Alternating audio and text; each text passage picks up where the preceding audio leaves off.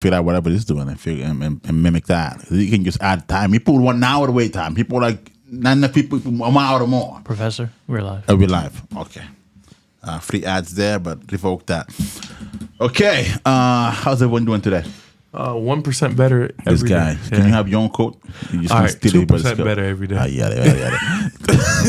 Okay, how you doing today? I'm doing fine. I'm reading Matthew right now. Reading Matthew. Any comment about that? No, it's good. It's good. It's also, good. that when Jesus, when those kids went up to Jesus and the disciples rebuked them, and Jesus was like, "Oh, leave then. Like I don't want to, you shall or curse you or whatever. Like whatever." No, he said. Jesus said, "Let the kids come to me." Oh no. When I was reading, when the kids went up to him, and the disciples they were like, "Oh, we rebuke you," or whatever. Then Jesus was like, "All right, fine."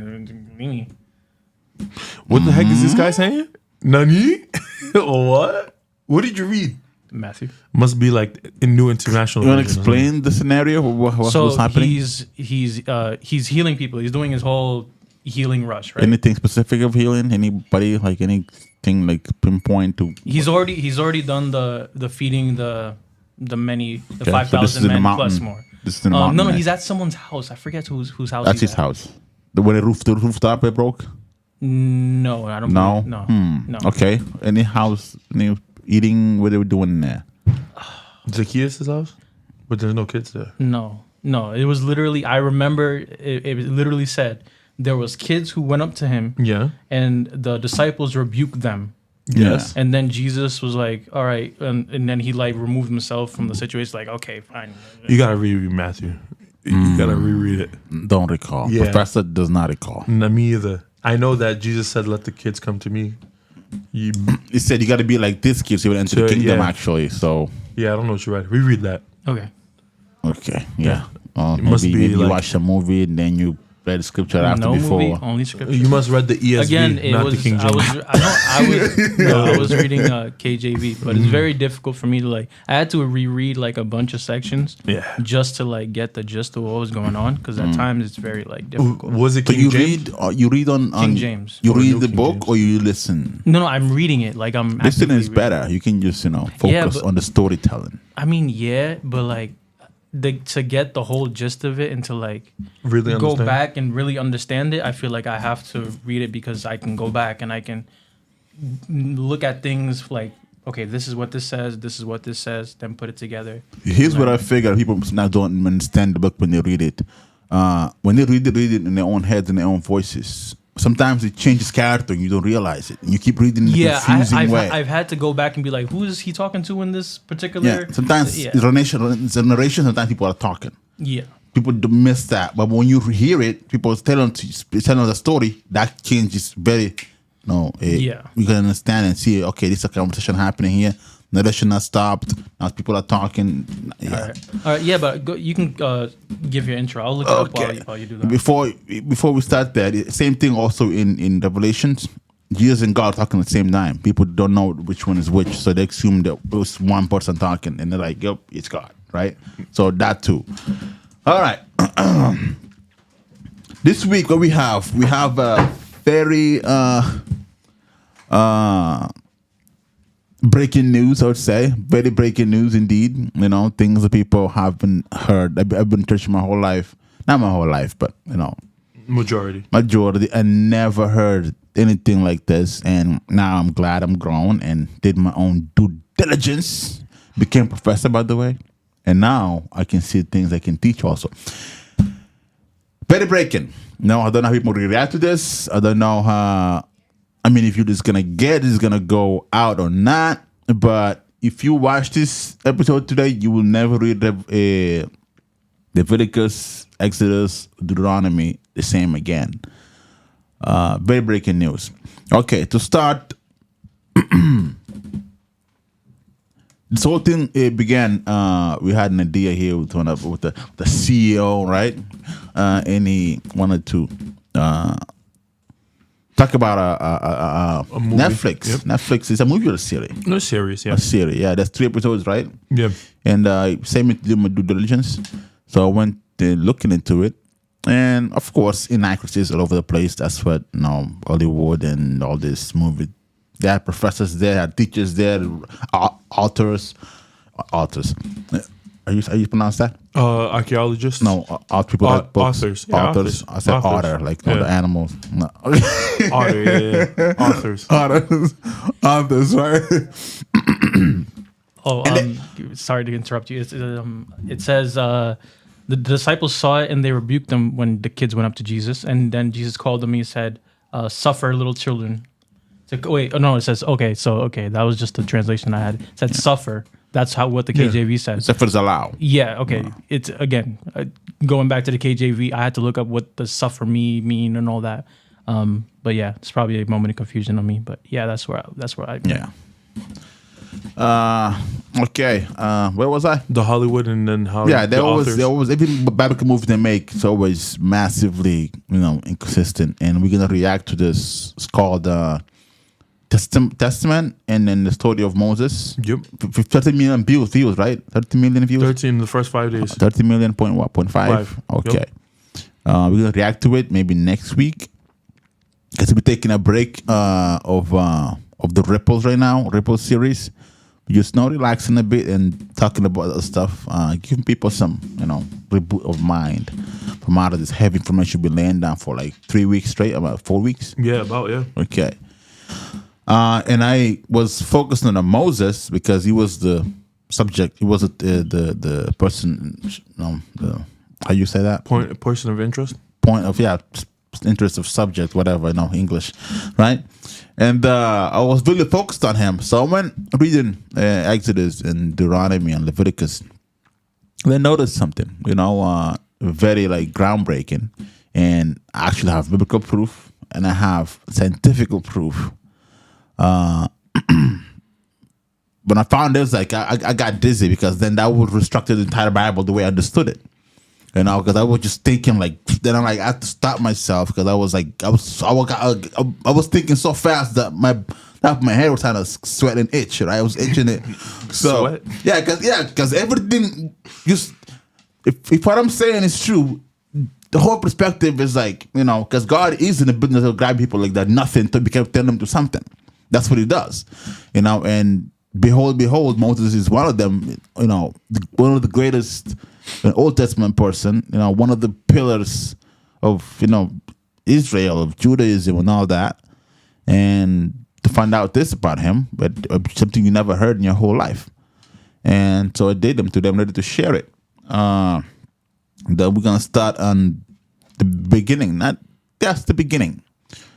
Which I forgot to put that scripture up there, by the way, the killing of the, short temper. That's what's one of my evidence. That's also one of the, how you say it, the symptoms of this thing here. I'm sure you guys already see the title. Some of you already seen the thumbnail. When this video gets posted, you will see the name of this disorder. And I'm here to prove it. Indeed, Moses suffered from this. Let's go to scripture. We all know story of Moses. Who understands the story of Moses here very well? Which one? Yeah, I would say I know a good amount. How about you? Okay. Yeah, okay. So you remembered his mother put him in a basket. Yep. When he was little. In the river. Correct? Yeah, but then he had another brother that wasn't placed in a basket. Yeah, just him. Right? In the times of need, when they've been persecuted. Bible says because they're killing the male child. But at this finding, I believe also you'll be hard to take care of once mom noticed the issue this children specifically had, because he had a brother and a sister, Miriam and Aaron, right? And I believe it was Miriam she was older than him because she's the one that followed them in the basket when he was a baby. Yeah. So that's not, I don't have a scripture for that, but that's just my theory. Once you realize the kid is a problem, it's gonna be harder for you to raise the thing. So it's much easier to send him off where somebody richer can actually maybe find him, and he can have a better chance. With all the tutoring, with all the professionals' help, which is actually which the daughter of Pharaoh found him, right? And the Nile River is specific. If you look into it, the Nile River sways one way. They have like paddings for the royalty. And the waters, they have, when you change the water flow when yeah. it goes to specific place. They have that. So to place him in location, they'll be very specific where you want the kid to go. It's not just like the movie say, just put him in the living and by luck end up there. No, I think that's a very strategy planned, very well planned, because if you look back at it, the sister followed the kid to where he's gonna go. After the father for his daughter found him, the sister went to the woman and told them, I got someone back somewhere, a maid that can take care of this kid for you until he grows. And then he brought him back to the mother. And now under the Pharaoh permission, now he's allowed to stay with the mother. For me, that was a very well planned plan. It wasn't just what the movie is portrayed to be, but already we know they make a lot of mistakes. They don't know, nobody reads. They have authors, all these kind of people, but they don't read, they don't, none of this.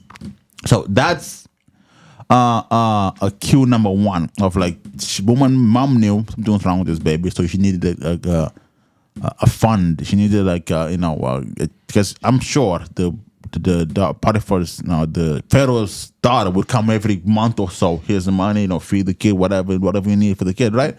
And then he grew. Then he went to the palace. The second evidence is he was short-tempered. He knew he was a Hebrew. Bible said he knew he was a Hebrew,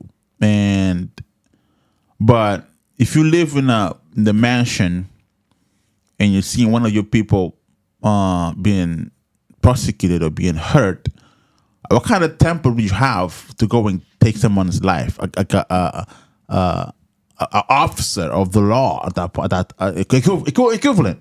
It's like guys going outside, see somebody, black guy getting murked, and you saying kill the cop. You must be like out of your mind, right? You cannot just sue the guy or you're the prince of Israel. You can just put him in jail if you wanted to. You could just ask your mom, like, yo, this guy was doing this, I don't like it. Mom, do something about it. Or ask even your uncle, which became the Pharaoh down the line. Why your anger is so fervent and you have to stone this guy to death with your own hand? What wasn't supposed to mind like that? What's going on? That's not proven, but that's just another angle thing that I didn't mention there, but now that I'm just saying. But let's go to evidence number 1, right? 13. We're gonna read this whole thing. Is that a voice thing? We can check in the chat. Can the stream also hear it if you play it by sound? I don't have it queued up, but I can look it up right now. But I was just saying we can just read it so that we can stop and start whenever we want. You're gonna read this whole thing? You said start at 13. No, we're gonna start like this is the first one. You just have that lightning, so the point. We're gonna go from the top because this is when God spoke to them for the first time. We're gonna see the yeah, that's fine. I'll read from 1 to 20. Right. That's fine. Go up then, all the way up. Come down. Let's see how long that is. 31. 31. Oh, 22. Sorry. 22. How you feeling? Okay. 22. Okay, let's go. All right, Exodus 3. Now Moses kept the flock of Jethro, his father-in-law, the priest of Midian, and he led the flock to the backside of the desert and came to the mountain of God, even to Horeb. The angel of the Lord appeared unto him in a flame of fire out the midst of the bush. And he looked, and behold, the bush burned with fire, and the bush was not consumed. And Moses said, I will now turn aside and see this great sight, why the bush is not burnt. And when the Lord saw that he turned aside to see, God called upon him out of the midst of the bush and said, Moses. So you went to investigate, Moses. right? After you saw this burning bush, so you went to investigate, and God was trying to call the attention pretty much. And he said, Here I am. Here am I. Sorry. And he said, Draw not nigh hither. Put off thy shoes from off thy feet, for the place whereon thou standest is holy ground. Moreover, he said, I am the God of thy father, the God of Abraham, the God of Isaac, and the God of Jacob. And Moses hid his face, for he was afraid to look upon God. That just gave me goosebumps, by the way. And the Lord said, I have surely seen and the Lord said, I have surely seen the affliction of my people, which are in Israel, and have heard their cry by reason of their taskmasters, for I know their sorrows. And I am come down to deliver them out the hand of the Egyptians, and to bring them up out of that land into a good land and a large unto a land flowing with milk and honey, unto the place of the Canaanites, and the Hittites, and the Amorite, and the Perizzites, and the Hivites, and the Jebusites. 9. Now therefore, behold, the cry of the children of Israel is come unto me, and I have also seen the oppression wherewith the Egyptians oppressed them. Come now, therefore, I will send thee unto Pharaoh, that thou mayest bring forth my people, the children of Israel, out of Egypt. So you send them a mission. Go and deliver them out of Egypt. 11. And Moses said to God, Who am I, that I should go unto Pharaoh, and that I should bring forth the children out of Israel? Okay, humbleness there. You might see that as a humbleness, but you might see it as he understands himself. He knows his capabilities as a even normal person, right? Go on. Because if he said this, remember, he lived in a palace. So if I came from a White House, right? If I was one of the sons of the president, whatever, even if I was, let's say if I was Trump's daughter's son, she was the president. I'm somebody, right? If I go back to my land, you would recognize me because I was the one in the elite team. Yeah, but you won't have power. Yeah, but you have power over the rest. You always be recognized. Yeah. Because you stand for the people. Okay, that was the guy. He was here. He has some credence. He has some, leeway. Okay. He doesn't have all the power. He's not Pharaoh, but he has some, leverage because he's the part of the elite. He was. Yeah, he has some fame. But here he says, who am I? In my head, I would see that as somebody that wasn't acknowledged back in Egypt, was like ignored or bullied. Because what is he doing outside beating the officers of these people when he could just be enjoying his time in the palace? Just going there, everybody checking on them, whatever. Maybe, his mom lived there, the woman that raised him, but what deal do you have as somebody of elite, you put in your own hands? You have like buddies, like your bodyguard, yo, kill that guy, mafia, yo, go get that guy, he did this. Don't you have... So that's where you can look at it, but there's no evidence to that. So this is my opinion at this point. Just my reading into it, but let's keep going. All right, 12. And he said, Certainly I will be with thee, and this shall be a token unto thee that I have sent thee. When thou hast brought forth the people out of Egypt, ye shall serve God upon this mountain. And Moses said unto God, Behold, when I come unto the children of Israel, and shall say unto them, The Lord of your fathers hath sent me unto you. And they shall say to me, What is his name? Yeah. What shall I say to them? And God said unto Moses, I am that I am. And he said, Thus shalt thou say to the children of Israel, I am hath sent me. Okay, by the way, let me just put an input there. That I am, while watching this Netflix show, there was written in Hebrew, and a woman professor there says that verse says, I will be what I will be. And immediately my alarm went off because, I got this thing memorized in my head. I'm like, that's not what he said. I'm taking my notes. I'm going to get these people, right? And and I went looking into it. God damn, indeed, that's what the Hebrew says. I will be what I will be. Not I am that I am. So... that I am, it's not accurate, right? Not accurate, and Christians use that, because Jesus down the line says, I am, just I am, and now they're like, oh, Portuntu is God, so maybe there's some change in there to make it look like, because in Hebrew, it could be the same thing, but I don't think, as you read before, there was not like a I am thing. There was no tense to it, like I was, or it's just you are. Just you just exist, But God here wasn't known to any of them, right? He said, "I will be what I will be," which because God is an action, God is a verb. We know them for what He's gonna do, for what He's doing, for what He did. That's how we know Him for. So the book was written with everything He did, so we now understand Him to be God for what He was and is, maybe yet to come. Because that's what I will be in the past. Right, in the present, not in the present now, he is, and he's still, because I've been finished. He will be, and he was. That's how we know God to be God, for what is action, not for the image or whatever. Because even when he showed up to them in the Sinai after they got out of Egypt, he said not to make an image because he only showed them as a burning bush. He didn't want to show as a male or female. No. He just a black image and fire in the middle. That was all he wanted them to see. So that's that. Let's keep going.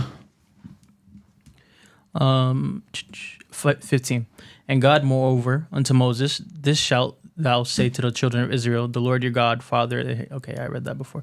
Go and gather the elders of Israel together, and say unto them, the Lord God of your fathers, the God of Abraham, of Isaac, and of Jacob, appeared unto me, saying, I have surely visited you, and seen which is done to you in Egypt. And I have said, I will bring you up out of the affliction of Egypt unto the land of the Canaanites, and the Hittites, and the Amorites, and the Perizzites, and the Hivites, and the Jebusites, unto a flowing land with milk and honey. Scroll up, bring 18 to the top. And they shall hearken to thy voice, and thou shalt come, thou and the elders of Israel, unto the king of Egypt, and ye shall say unto him, the Lord God of the Hebrews hath met with us, and now let us go. We beseech thee, 3 days, journey into the wilderness, that we may sacrifice to the Lord our God. 19. And I am sure that the king of Israel will not let you go. No, not by a mighty hand. And you told them there, and I'm sure, that's why I have that on green, because that's another point. I'm sure that the king of Egypt will not let you go, not by a mighty hand, so by force. Now, he's not going to let you go until something strong forced him to do it. Go back to the scripture there. And I will stretch out my hand and smite Egypt with all my wonders, which I will do in the midst thereof. And after that he will let you go. So, important. Go send him in the mission. Go get the people out. But he will not let you go that easily. He will let you go only after do some couple of wonders. He told Moses that. Now, I will do some stuff. I put my hands out. Then only then let you out. Very important. The mission is a sign of what's gonna happen. Then the deadline, and I go. Very, very clear. Understood, right? Very, very upfront. Okay. Continue? Yeah. All right. 21. And I will give this people favor in the sight of the Egyptians, and it shall come to pass that when ye go, ye shall not go empty, but every woman shall borrow of her neighbor. Wow. That could happen. Wow. That's larger. But every woman shall borrow of her neighbor, and of her that sojourneth in her house, jewels of silver, and jewels of gold, and raiment, and ye shall put them upon your sons, and upon your daughters, and ye shall spoil the Egyptians. Very funny story there, but that's a story for another day. That last time there. We'll go to the next verse. Well, next page. Why is that so big? You want a smaller? Isn't that better for you to read so you can follow right there? Before it was, I thought it was better. Yeah, that's what I'm saying. Yeah, right there. Yeah, but there's nothing else. It's done. No. Yeah, go next. Go to the next tab. Yeah. What did it say here? Moses answered, right? All right. Exodus 4. And Moses answered and said, but behold, they will not believe me. Do not believe me. One, he says, who am I? Come on, man. Who am I? Whatever, right? Which be my suspicions, but not confirmed. So that's just my thought. Who am I?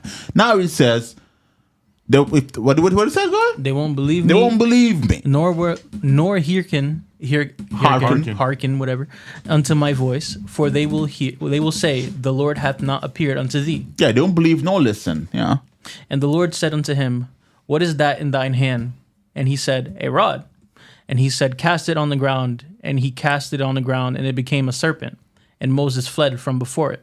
And the Lord said unto Moses, put forth thine hand, and make it by the tail, and take it by the tail. And he put forth his hand, and caught it, and it became a rod in his hand. Okay. And they may believe that the Lord God of their fathers, the God of Abraham, the God of Isaac, the God of Jacob, hath appeared unto thee. What else you need? All right, what else you need? God sent you, gave you a trick to present.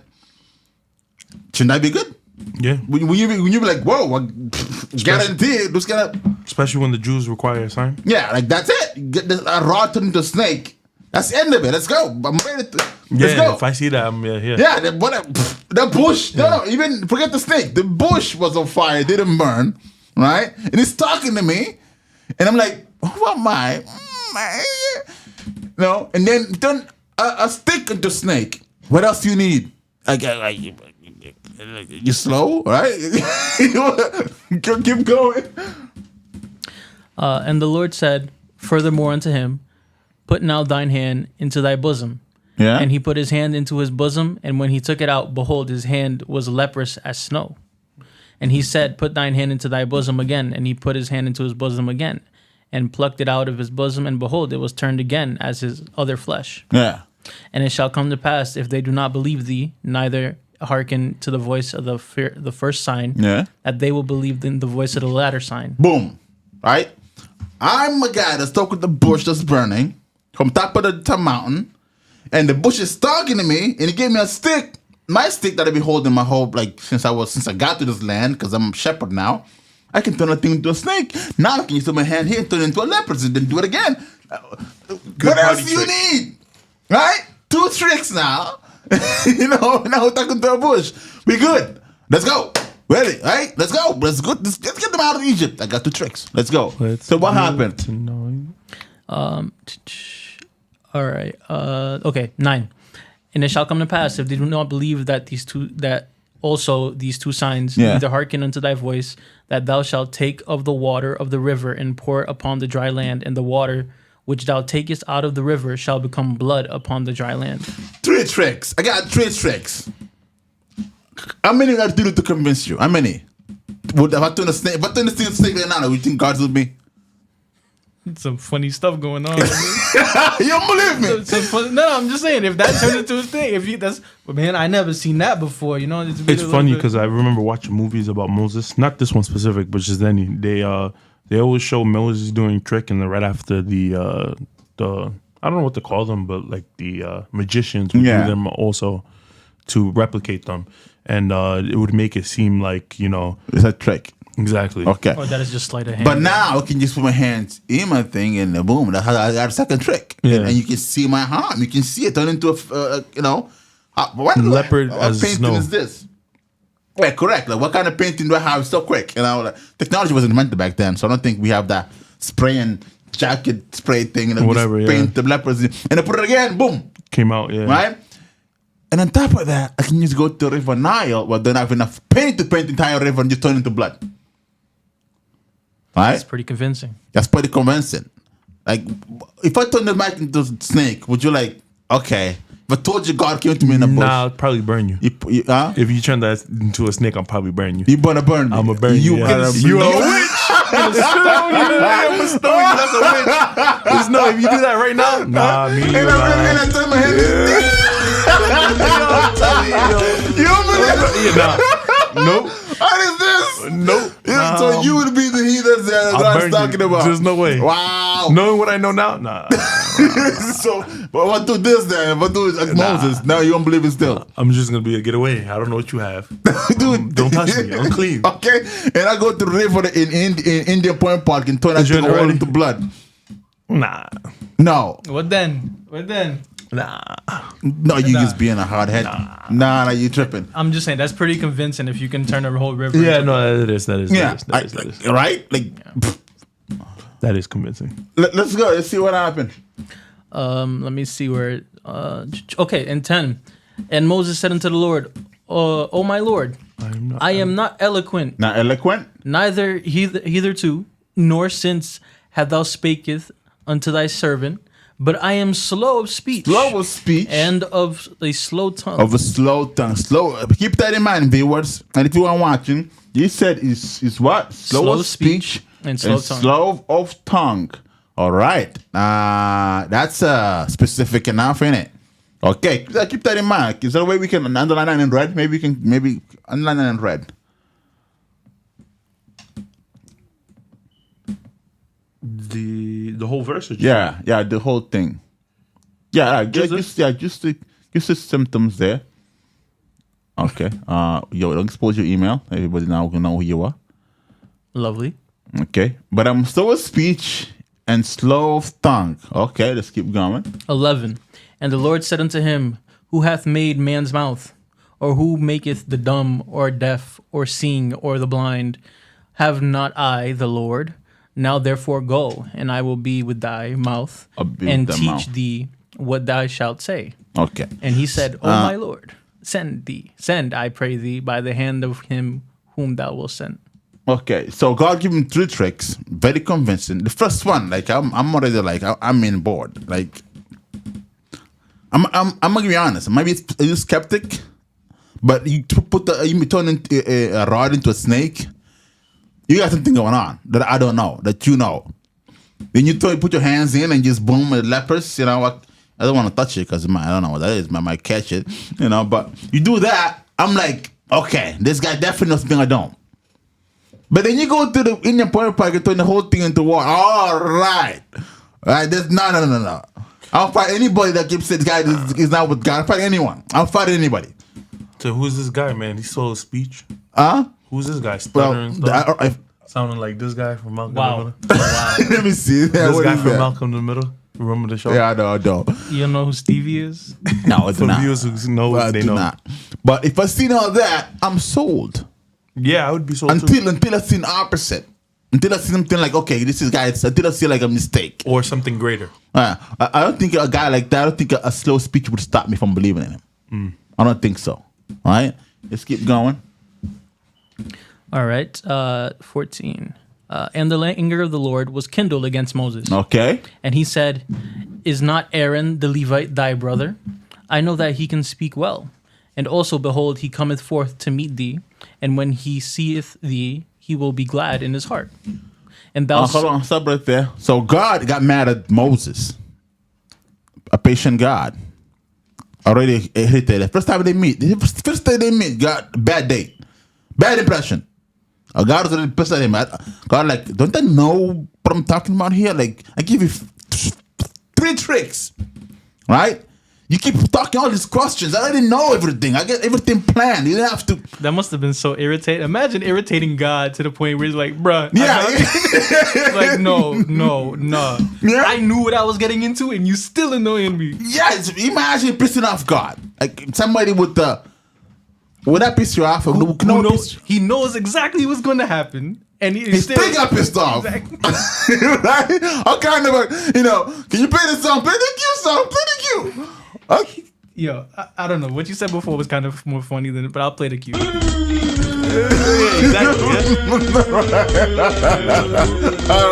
All right. Okay, next time we need that thing program here. That's hilarious. So this guy pissed off God in the first day they met.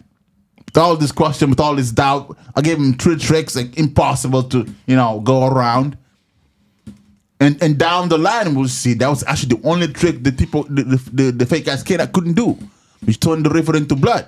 I said, "Oh, this is 100% behind of God. Nobody can do this, right?" So, let's keep reading. Pissed off God. You gonna put that on red too?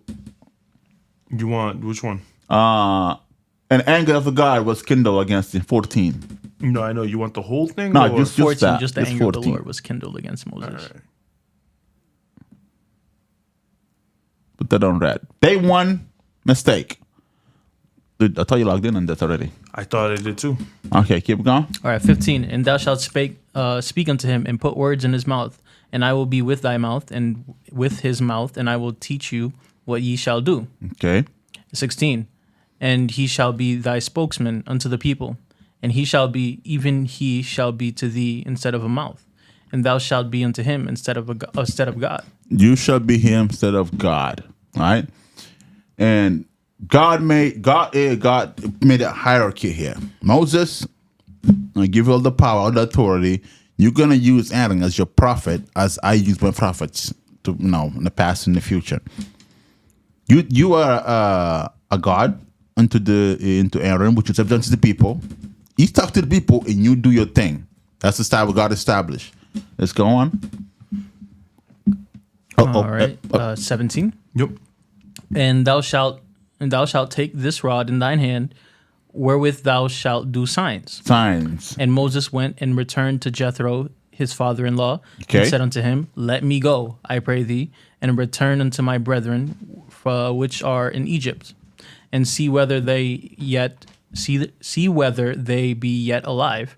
And Jethro said to Moses, Go in peace. Go in peace. So we didn't tell them what happened in the mountain. He just told them, I'm going to just go and see if they're still alive.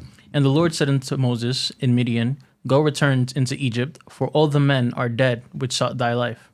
And Moses took his wife and sons and set them upon an ass, and he returned to the land of Egypt. And Moses took the rod of God in his hand.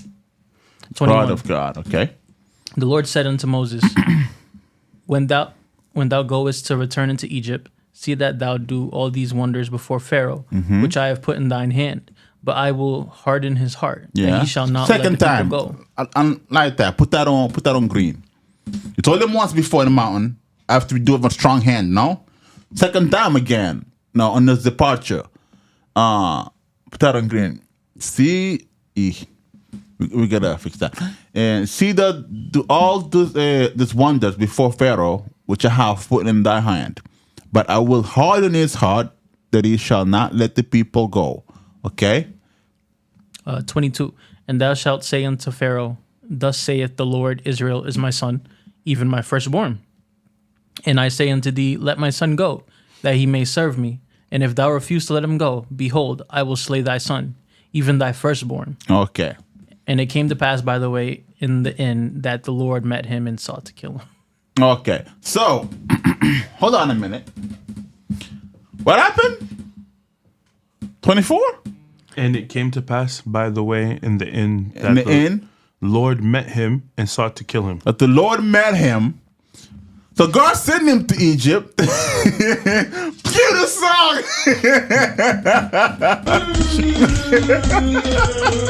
All right. Hold on. Okay, cut it out. So they had a first date in the mountain. Very cute. No fires burning and Burning bush. voices singing out of nowhere, right? And God sent them with a mission, 3 tricks. That's a 3 gifts. You brought God out, you got 3 gifts, that's a deal date. So God sent him down. He told his father-in-law, I'm gonna go to my back home and see if my folks are alive. And God told him, again, in medium, do these things to Pharaoh and do the miracles. And he would not let him go because I will harden his heart. What happened between that to when God met him trying to kill him? More annoyance. Play that again. And I say to thee, let my son go, that he may serve thee, and I refuse to let him go. Behold, I slay No, thy this son. 24. Just 24. Just 24. Yeah. And it came to pass by the inn that the By Lord the met way, him. By the way, in the inn. In that the Lord met him. And sought to kill him. Why? Why would God just sent him on a mission and he went down the way and wait for him on the way, the path to kill him? It got to be some mess up between All right. What did he do? He got 3 tricks to go and perform. Imagine getting God's will wrong. And God had to scratch all of that. Like, just scratch, forget this. Right?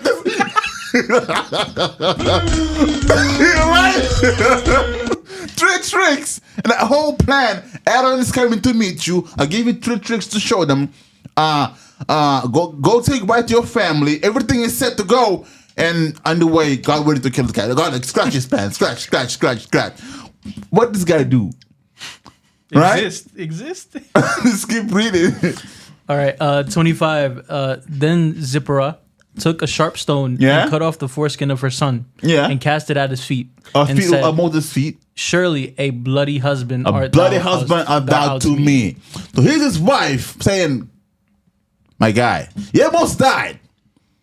Because so the circumcision, God had a deal with Abraham since the beginning. And anyone that was born into the maybe 8th day or something like that. Can you find that scripture, by the way? Let's go back there. Let's find that scripture.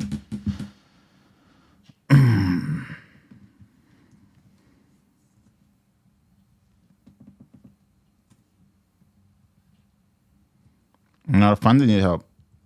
Genesis 17. Genesis 17, 10. Let's go to 10. The whole chapter? Genesis 17, 10. 17, 10. Okay. What do we have here? Okay, this is God speaking with Abraham, right?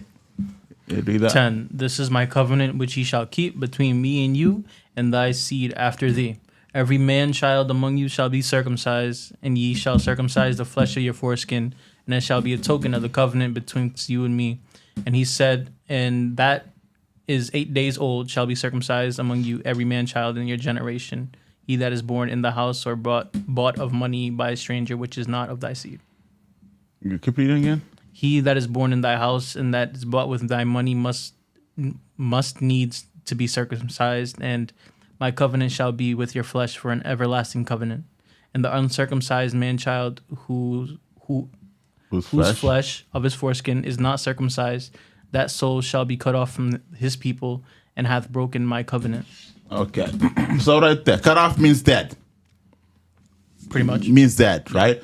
So this guy, I'm pretty sure at some point up in the mountain, God told him about this then. Because, he was born, I'm not sure, the Bible didn't say if he was taught the ways of the Jews or not. But every man child, because he was born 8 days. But I think he was circumcised because his mother had him for 2 years, I believe, or something like that, right? And they put him in the river to take care of. So by that point, about 8 days, he's supposed to be circumcised, every man child. That's what God said. But he was circumcised, but he did circumcise his sons. He forgot that, now, out of his mind, and God met him on the way. It been past 8 days, his son was born, right? And God started to kill him. Kill the son! Kill the son! God started to kill him, right? Go back to the and his wife took charge. What she do with that again? She took a sharp stone and cut off the foreskin of her son and cast it at his feet and said, surely a bloody husband art thou to me. Bloody husband art thou to me. So let him go. And then she said, a bloody husband out to me because of circumcision. Because of circumcision. So his wife, or somebody like a medium, she's the daughter of some priest of something else. She took charge to help this guy, so God wouldn't kill him and squash his whole plan.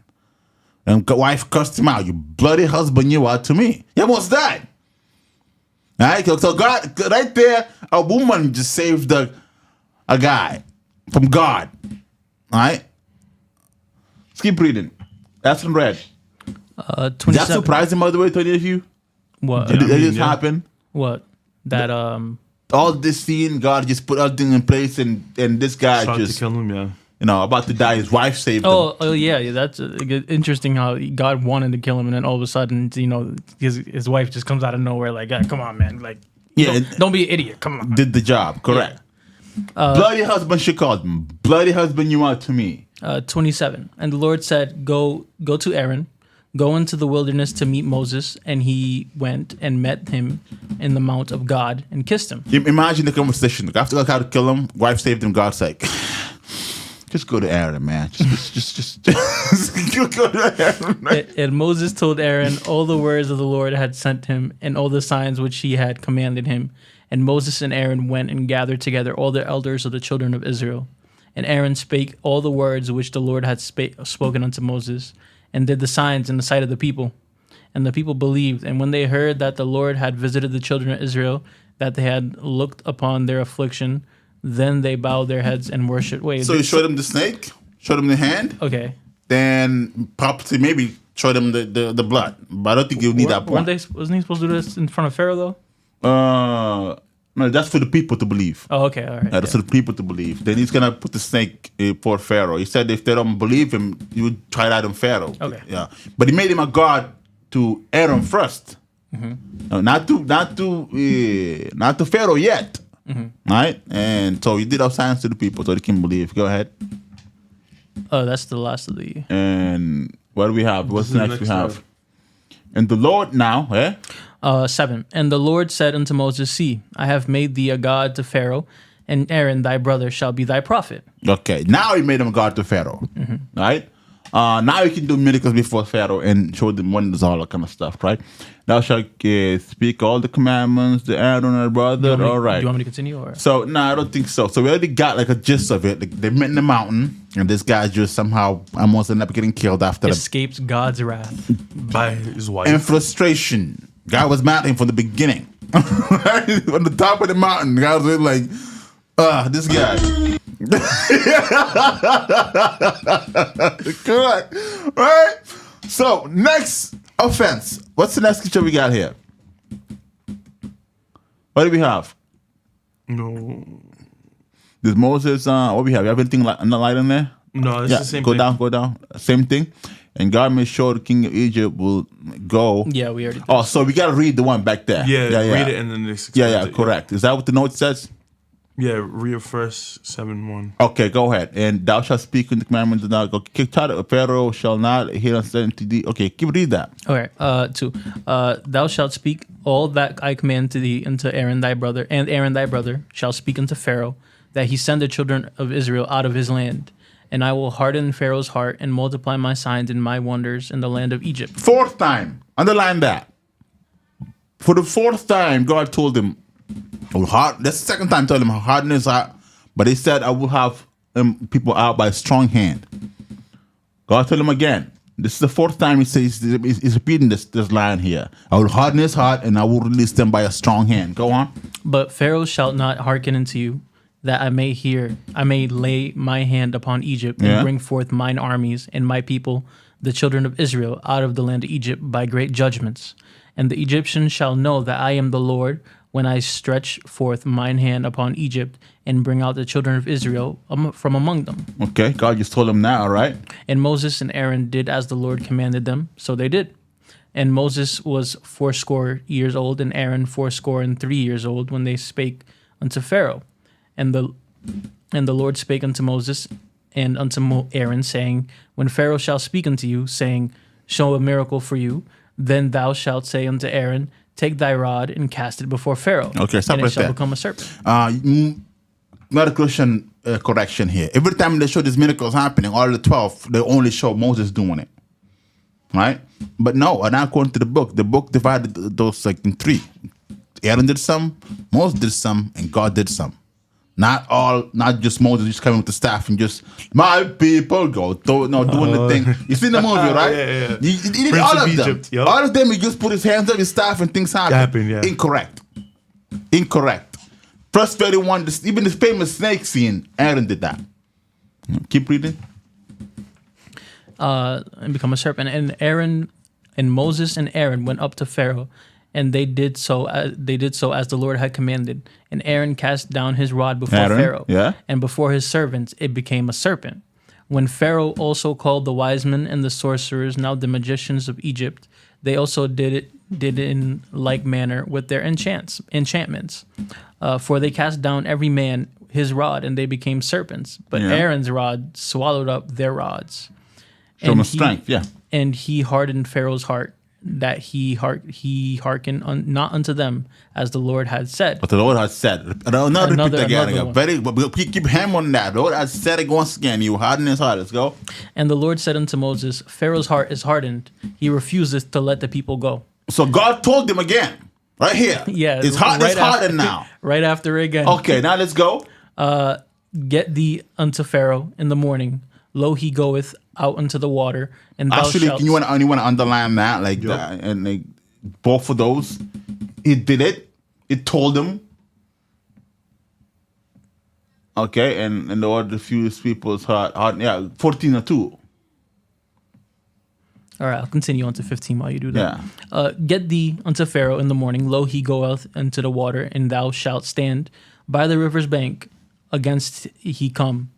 And the rod which was turned into a serpent shalt thou take into thine hand, and thou shalt say unto him, The Lord God of the Hebrews sent me unto thee, saying, Let my people go, that they may serve me in the wilderness.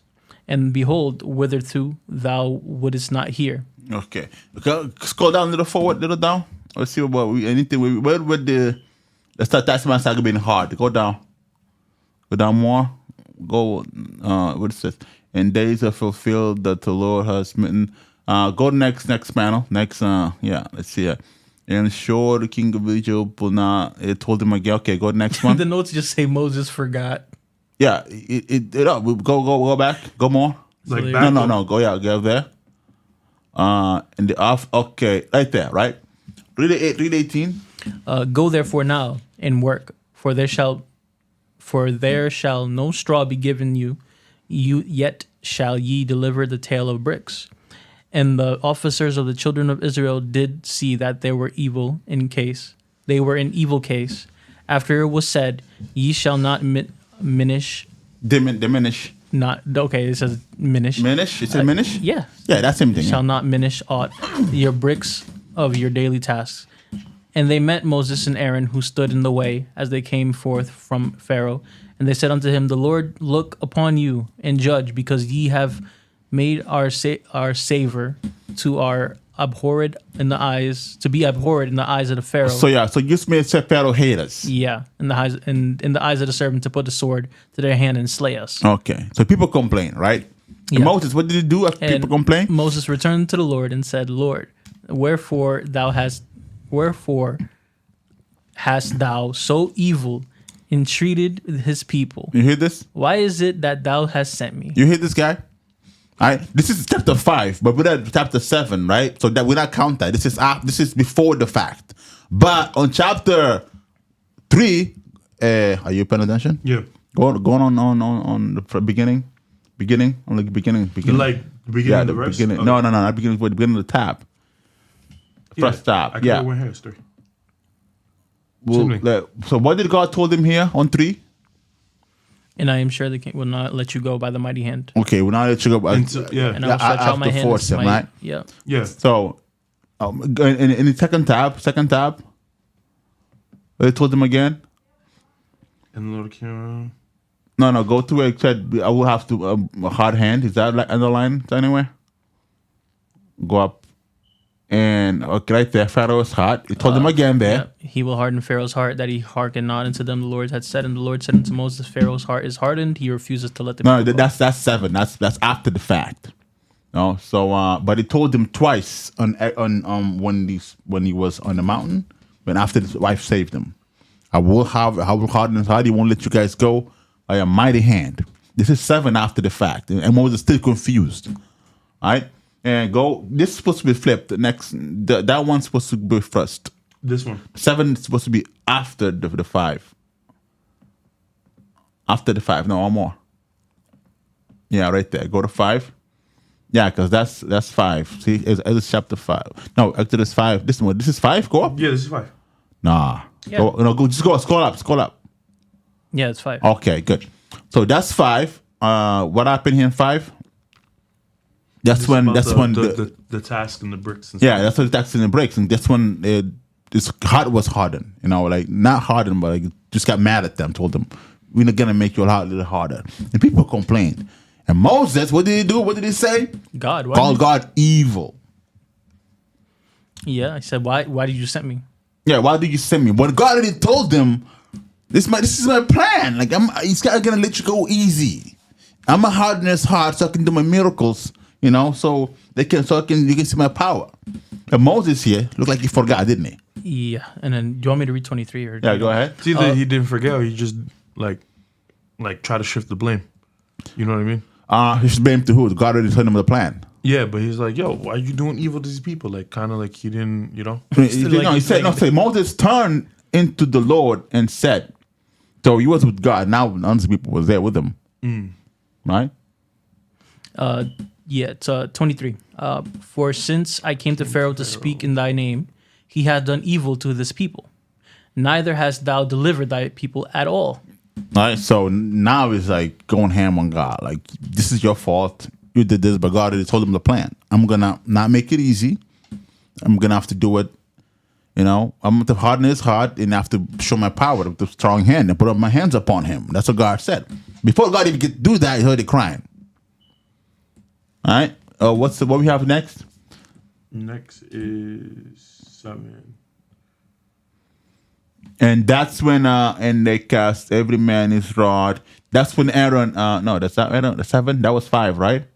Oh, that's when they went. This is when they went to Pharaoh. Okay, so they went and spoke with Pharaoh, and Pharaoh said, "No, it's not gonna happen." And they did the miracle with the rod, and Pharaoh like, "Nope." That's what God actually hardened. How God told Moses, it's hardened his heart. Yeah, but he had his own guys that could make the rods Yeah, serpents. actually, after the 5, that's the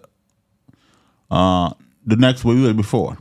Before this Yeah, one? because God answered to Moses. We remember we had that scripture when God answered him and told him like again for the third time, what I'm gonna do. Go to tab 5. Click on tab 5. Maybe it's there. Tab 5. Tab 5. 5. That's 4. I think. No, that Go was 6 then. Go no, 6. that was Click there. Yeah, right there. That's what God answered him from 5. 6. Then the Lord said unto Moses, Now thou shalt see what I will do to Pharaoh. For a strong hand shall he let them go. With a strong hand shall he drive them out For of the his third land. time, Yeah. God answered him again. And God spoke with Moses and said to him, I'm the Lord that appeared unto Abraham, as I told, reassuring him again. And I have established my covenant with them, okay? Canaan. So that's offense number 3 at this point. Right? This guy just forgets things. Wife saved him once because he forgot to circumcise his kid. And in the mountain, arguing with God to the point of the being with all the infinite patience, just, No, one thing I will give to Moses is that he did warn God about like, it's like I'm slow of thought and I'm slow of speech. Like, are you sure this is what you want? God's like, yeah. Yeah, but I give you 3 signs. I gave you 3 minutes. At that point, like you just trust, not rely on your own fear of incapabilities. Right? You're not able to. Unless he's not able to. Right? Unless he's not able even to think clearly. I mean, maybe that would be another evidence for, again, Always what thinking. you think. Yeah, we're gonna get there. We're gonna show you guys. I'm just showing you guys all this. What's Moses happening here? All the things seem not to make sense. Seems like, why? I got 3 tricks I can apply. Why am I being such a high ass God, infinite, patient, and whatever? Be mad at him, try to kill me. By the time you even leave the freaking mountain, all right, I'm already like on death's door. So I'm showing you all this. I'm gonna show you what I found out after at the end. Let's go. So the next tab would be What we have here? And 4 June 9, the children of Israel lifted up their eye, and behold, the Egyptians marched. Okay, this is the fourth offense, right? After they did all the miracle, finally Pharaoh let them go, right? And now, by the way, they had a cloud, another miracle, right? They had a cloud of fire by night. It turns into fire by night to show them the way, and by daytime it turns into Give them shade, right? Give them shade. What? Right? What? it's crazy. Like at what point? And even forget that God made him a god.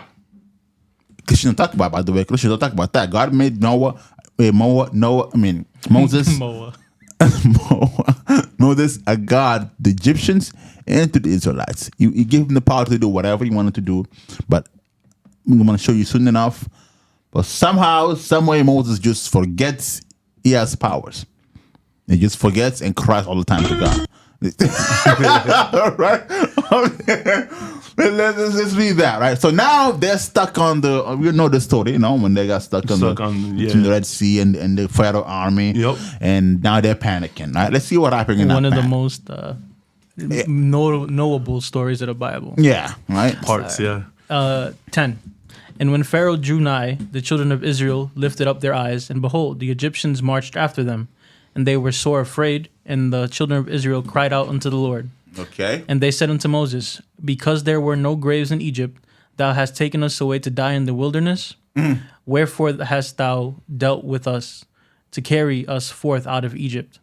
Is not this word that we did tell thee in Egypt, So saying, they told them, they warned them, right? Let us alone, that we may serve the Egyptians, for it had been better for us to serve the Egyptians than it would be for us should we die in this wilderness. Stop right there. Stop right there. Ungrateful, yo. Back to kill the son. Ungrateful, yo. No, wow. Right? That's crazy. I turned a staff into a snake before all of you. I convinced you the guy was with me. I convinced you guys. Clearly, no, the stupid. We heard it. We read it. I turned that all the miracle. I convinced you the final thing, and I went to turn the rival, the Nile River into blood. The pillar. Convinced. I did 12 crazy same miracles. I had you kill a calf, paint. You seen the angel of God killing everybody. You seen this.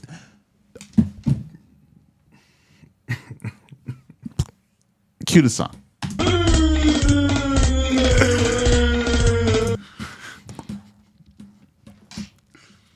Would you not believe at this point? No, I would definitely believe. Yeah, heck yeah. And now they're saying this. Yeah, they're stupid. They're ungrateful. They don't deserve it. I was like, go back. If I was God, go back. You wanna read that? You wanna read that, Papa? Papa? Go back. You wanna read that again? Papa, you read that this time. What did it say? And Moses. No, 12. It is not. It is not this the word that we did tell thee in Egypt, saying, leave us alone, that we may serve the Egyptians. For it is better for us to serve the Egyptian than that we should die in the wilderness. In the wilderness should die. After seeing all that. Yeah, I know. There's literally a cloud of fire right next to you, stopping them from getting you. Blocking it. And you turn around and like, what did you do, Moses? Small burns. But we're gonna find out what's the problem. We're gonna find out what's the problem. We're gonna find out. Let's keep reading. Doesn't make sense, does it? Okay. 13. And Moses said unto the people, fear ye not, stand still and see the salvation of the Lord, which he shall show you to this day. For the Egyptians whom ye have seen to this day, ye shall see them again no more forever. Okay, confidently. Then what do you do next? The Lord shall fight for you, and ye shall hold your peace. 15. Then he went again to the God, right? And then what? And the Lord said to Moses, wherefore criest thou unto me? Speak unto the children of Israel that they go forward. So he's saying, like, why are you complaining? Yeah, why you? Did I make you God twice? Yeah, he's like, bro, I keep telling you, right? You said on the resume that you did this before. Right? How many miracles have you done? Yeah, okay. Why are you crying? 16. But lift thou up thy rod and stretch out thine hand over the sea and divide it, and the children of Israel shall go on dry ground through the midst of the sea. And behold, okay, and the Egyptians shall know that. Keep going. Go a little lower. No, don't keep reading. Just go down. Angel of God, which went for the camp, Israel removed and went behind them, right? And the pillar of cloud went from before them, a face and stood behind them. So they will be protected by the angel of the Lord in the fire, in the form of fire right now, and a cloud of fire, protected. You've seen all this and you're still crying. Go down to the lower and see what else you can find. Yo, maybe Moses needed to. Because the people, Moses obviously had his problem, but the people were also kind of they're not helping. We're gonna see. They're not helping. They're also part of it. We're gonna see what was happening. See, and he came between the camp and the Egyptians. Oh, so he was between them, right? Read that 20.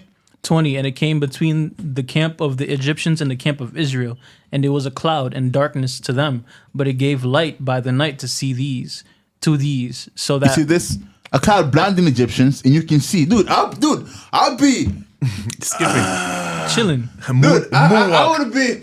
Moonwalk. I would have streaming back. I wouldn't even, the confidence is crazy. You gotta challenge. I got God in my side. Like the confidence is gonna be, I would go to the Pharaoh's captain and just. Right? What is this? Right? But they're crying, telling them they better stay in Egypt and serve them than just die in the wilderness. That's count number what? Number 5 of this stupidity. Right? What do you even call this? What's the name to this?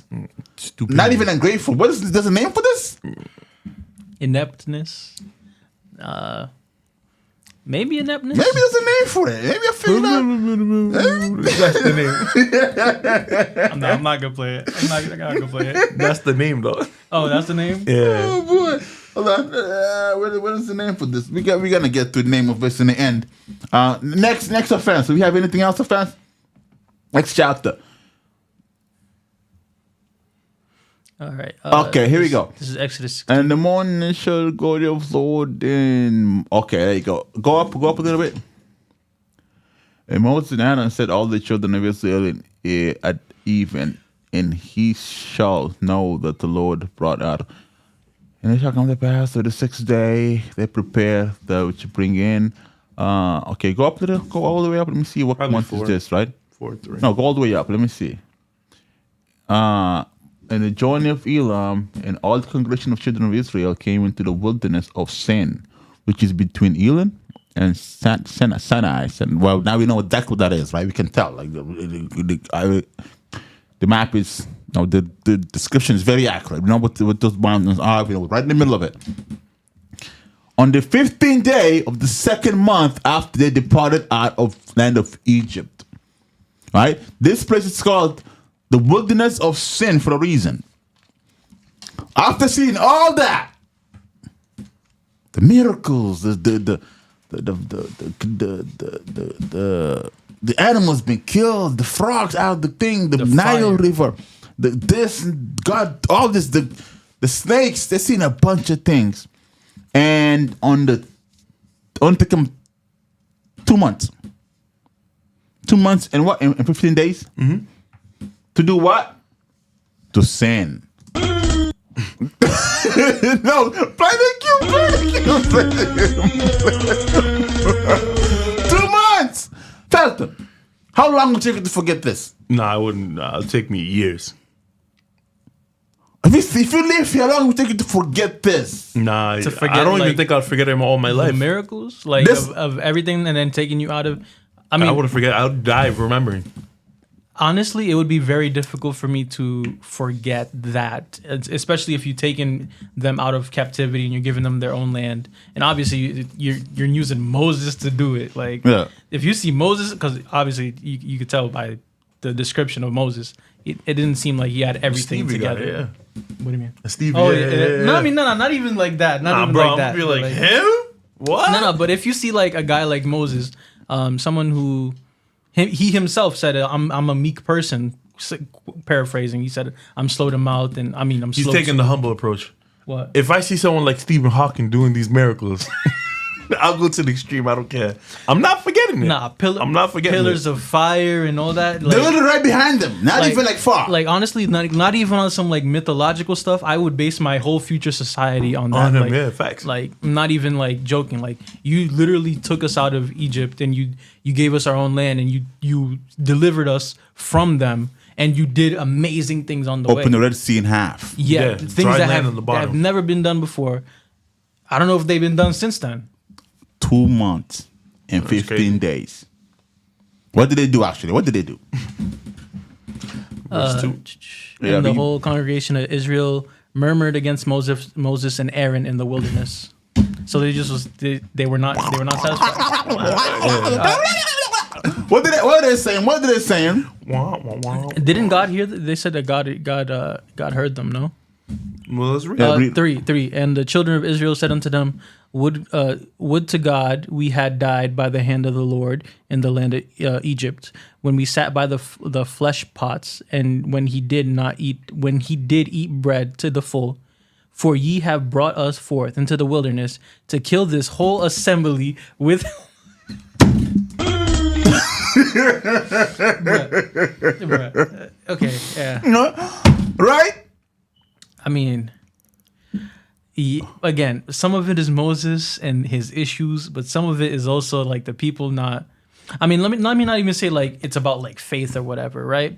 If you go on this like big pilgrimage, right? Obviously, nothing's gonna be perfect, but you're going towards the promise of your own land, right? It's not gonna be perfect. I mean, not it's not gonna be perfect, but it's not gonna be easy. It's not something that would be easy. So why are you like complaining and bitching about it? You know? What if I tell you the moment they walked from that until they made it there, not even the shoes of their, or not even the toe of the shoes were out? Oh no, that would be just unacceptable. If whatever, I'm not an all-knowing being. If I was God and you put those things in front of me, your shoes didn't wear out, Your clothes didn't rot. I protected you. The sun very hot in the desert didn't I affect them. brought the cloud and brought the fire by night. It's like, bro, what are you complaining about? Like, Right. you want to try to do better than that? Like, like, come on. 3, right? Or what? 4. No, we're at 4. Then said the Lord unto Moses, Behold, I will rain bread from heaven. See, I was just like, bro, it's like, come on.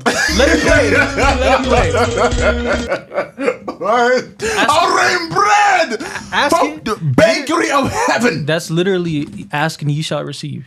as literally as what that. Now, this is complaining. It shall be I mean, thrown at you. again, tomato. Complain. Oh, boy. Makuna matata. What are we at? 4. They were complaining about not being full with bread in Yes, Egypt, and and, then- God said, "You know what? Let me rain the bread." And Yeah. they still- Rain of now bread. shut up. literally. We get cloudy with a chance of meatballs. That's exactly what happened here. Not even keep reading, you see. All right. And the people shall go out and gather a certain rate every day. So he did it. He did it multiple times. Dude, every day. Every day. Every day. Not anymore. Every day. That I may prove them whether they will walk with in my law or no. So he did it whether they cared or not. He was No, like, he's trying to get them to shut up, to behave. oh yeah, okay. Yeah. All right. 5. And it shall come to pass that on the 6th day they shall prepare for which they bring in, and it shall be twice as much as they gather daily. Wait, so and it shall come to pass that on the Did we 6th skip day. something? No, if you want me to go back, we didn't. So I'll read 4 again. and then- Okay. No, we good. We're good Yeah. at 6. All right. And Moses and Aaron said unto the children of Israel at even, which is at night or at Midday. evening. That's midday at even, or I thought you I thought tell me. even was like what's it called? Like when the sun went down, like evening. Yeah, evening. Yeah, I'll say so. I'll Google it. Then ye Meantime. then ye shall know that the Lord hath brought you out of the land of Egypt. And Moses said unto the children of Israel at even, that ye shall know that the Lord had brought you out of the land of Egypt. And in the morning, then ye shall see the glory of the Lord, for that he heareth your murmurings. This is what I was talking about before, how God had heard it against the Lord. And what are we that ye murmur against us? 8. Again, stop right there, right? Moses says that he murmured. What we are that he had murmured against us. Even is afternoon, by the way. Yeah. Moses made a question here. And in the morning, then he shall see the glory of the God. We tell him, in the morning you will see. You shut up, right? I will show you. Because you are here murmuring against us. Who are we to murmuring against? We're nothing. Who are we? No, Moses, God made you a God twice. No? Twice. What did Moses says after that? Yeah, right there, right? Twice. Any Thou shalt prophet, make you a gods. right? Twice over. And he's still like not knowing his position, what he's supposed to do. Right? What did Moses says? 8. And Moses said, this shall be when the Lord shall give you in the evening flesh to eat. Flesh to eat in the And evening. in the morning, In the bread morning, to be full. bread. So that's the meatball right there, right? What was that? What's that movie? Cloudy with a chance. chance to of Cloudy meatball, chance of yep. me. 100% chance getting into God's mouth. He said so. So there's not a chance. It's cloudy and meatball. Not a chance. Remove chance. Right? Let's go. To the full, for that the Lord heareth your murmurings, which ye murmur against him. And what are we? Your murmurings are not against us, but against the Lord. Wrong, Moses. That's wrong. God gave you authority over these people, made your God into them, and Aaron your prophet.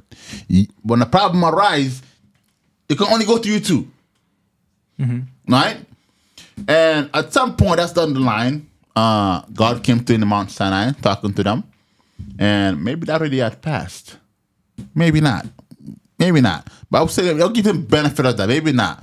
When God spoke to them so loud and so in front of them, they're like, nope, we don't hear that. You speak with us, Moses, because that's like we can die just being that close. No, we can do that. No.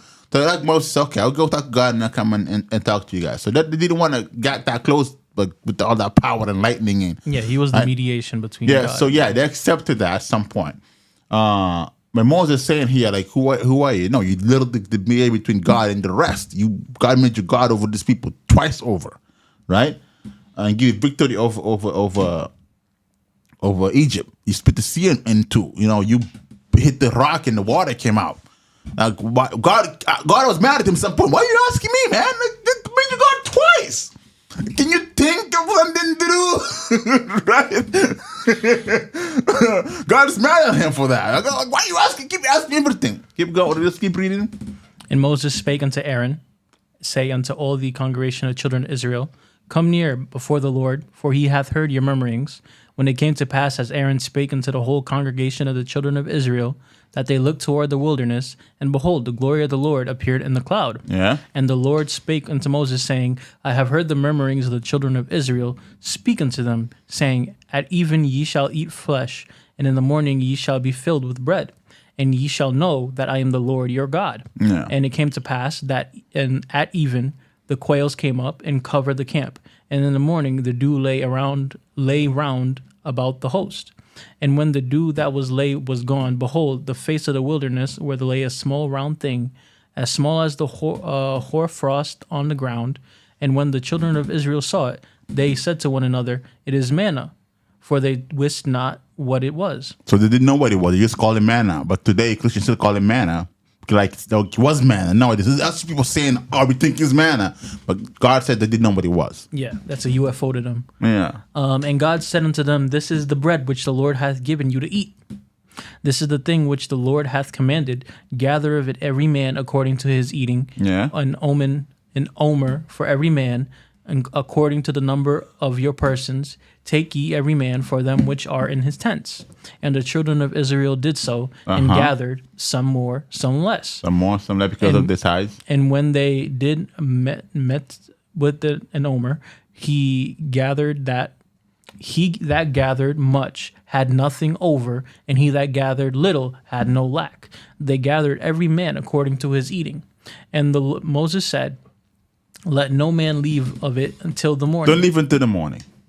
Notwithstanding, They didn't listen again. they hearkened not unto Moses, Didn't obey. but some of them left of it until the morning. Until the morning. And it bred worms and stank. And stank. And Moses was wroth with them. Moses was pissed at him.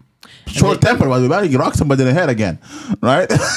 So, let's go. And they gathered it every morning, every man according to his eating. And when the sun waxed hot, it melted. It melted away. But what a perfect design. You know, gather in the morning, when the sun comes out, it just melts, and he comes to meet right after it. Right? And it came to pass on the 6th day, they gathered twice as much bread, 2 omers for one man. Okay, I think we had enough, right? Yeah. Let's go to the next thing. What's the next evidence? Well, this one's just to reinforce that he made him God. God let Moses, he made him God, like Autosomal, right? Yep. So you start to use this little bit of his imagination to do things, get things done, right? Okay, what's next? What is this? Exodus 17? What is this? What happened here? Said give us water. Okay, this is another incident, right? Read 17 now. 17:2. Wherefore the people did chide with Moses, and said, Give us water, that we may drink. And Moses said unto them, Why chide ye with me? Wherefore do ye tempt the Lord? What are you gonna talk to, Moses? What do you mean? Moses is funny though. He's a funny guy, man. He's a funny guy. What do you mean? We're gonna judge you? Like just you, right? Yeah, I know, but it's just funny. Like obviously this is like we're looking back at it, but like at the time, if you were like in this camp, I kind of understand why you're so mad at Moses. Yeah, right? It's like, bruh, you in charge. Lead. who are we supposed to complain Just to? chill in this camp. Like, I want to talk to your manager. right? Flossing his finger. People just come in. Moses, give us water. Why you asking me?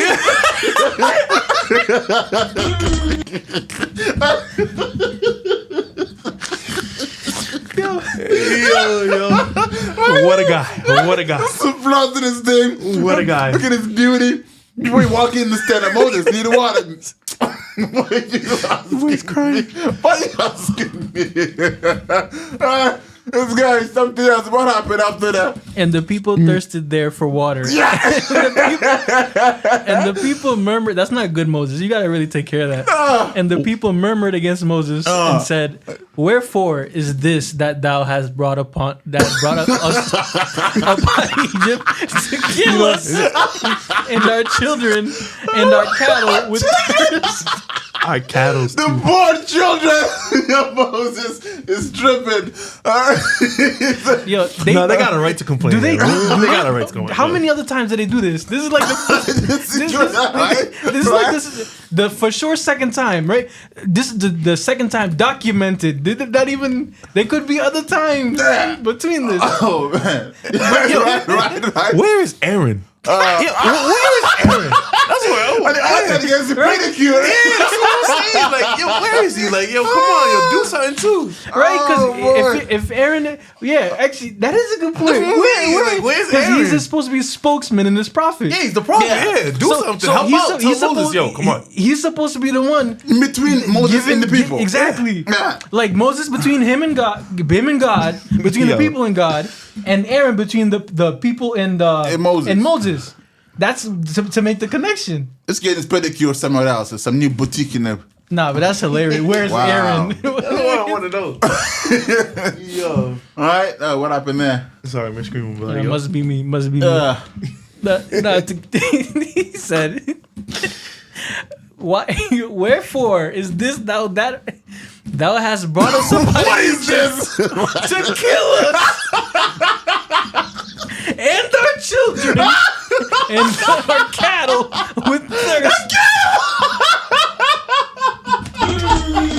The poor cattle, Moses. That's what I'm saying, yo. Moses, the cattle are dying. Oh man. What else we have here? And Moses cried unto the Lord, saying,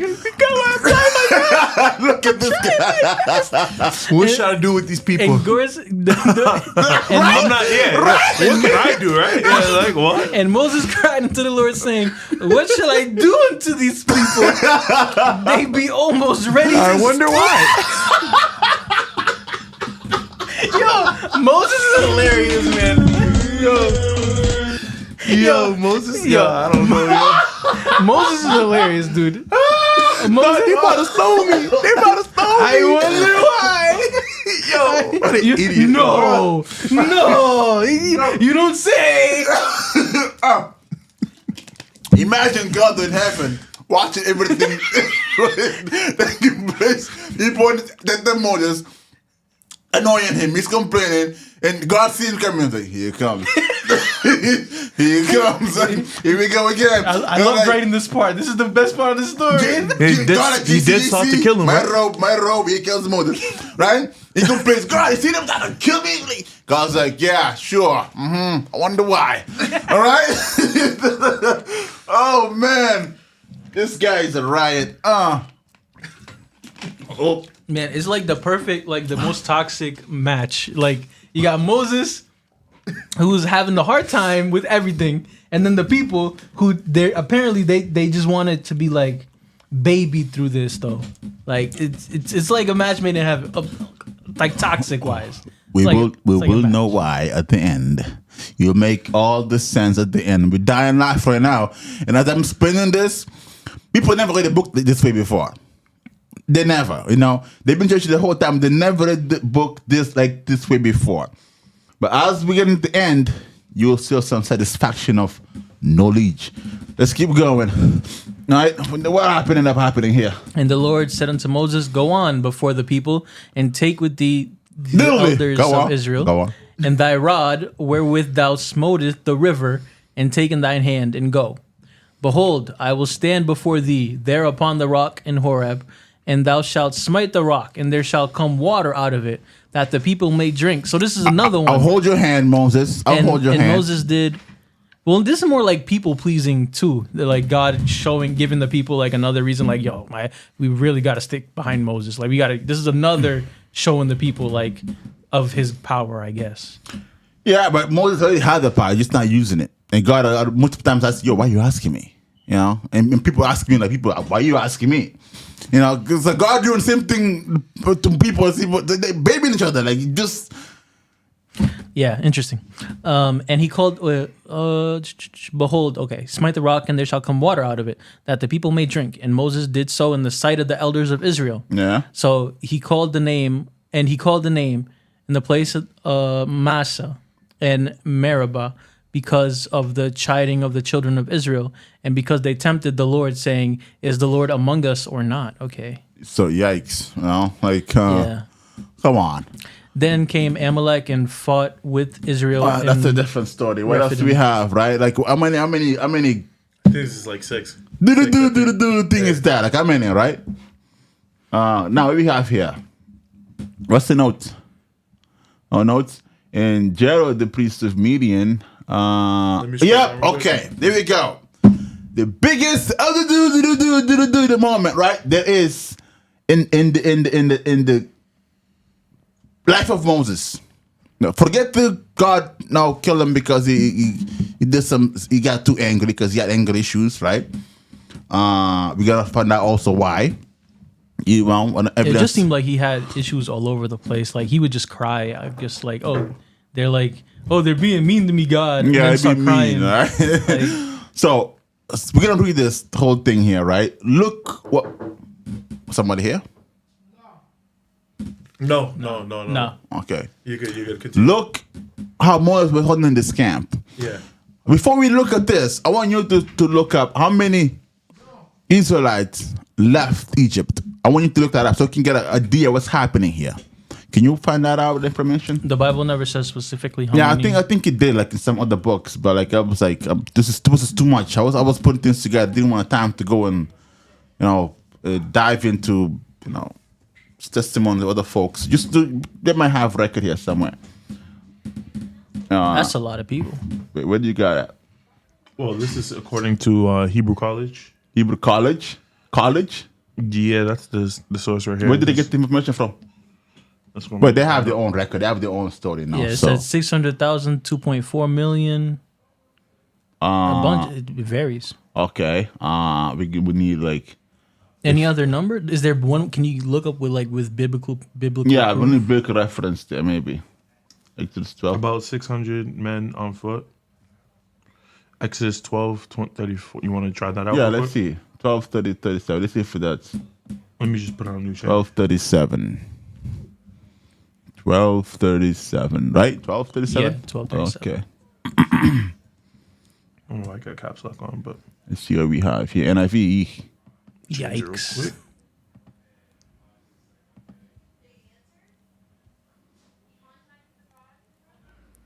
How many people? Right there. Okay, what it says here. And the children of Israel journeyed from Ramses to Succoth, about 600,000 on foot that were men beside children. You want me to go to 600,000 the- alone, man. So I'm assuming each family So has more, probably, yeah. Yeah. So you could put maybe double, 600,000. maybe a little over double. 600,000. How many? Yeah, and open another tab. Look up how many people go to the court per day. Like in Here. our time? Yeah. Here, like in a city. How many people are allowed in court? How many court hearings we have? All right. Wait, how many people go to court? Or How many hearings? court hearings? Yeah, we have like per day.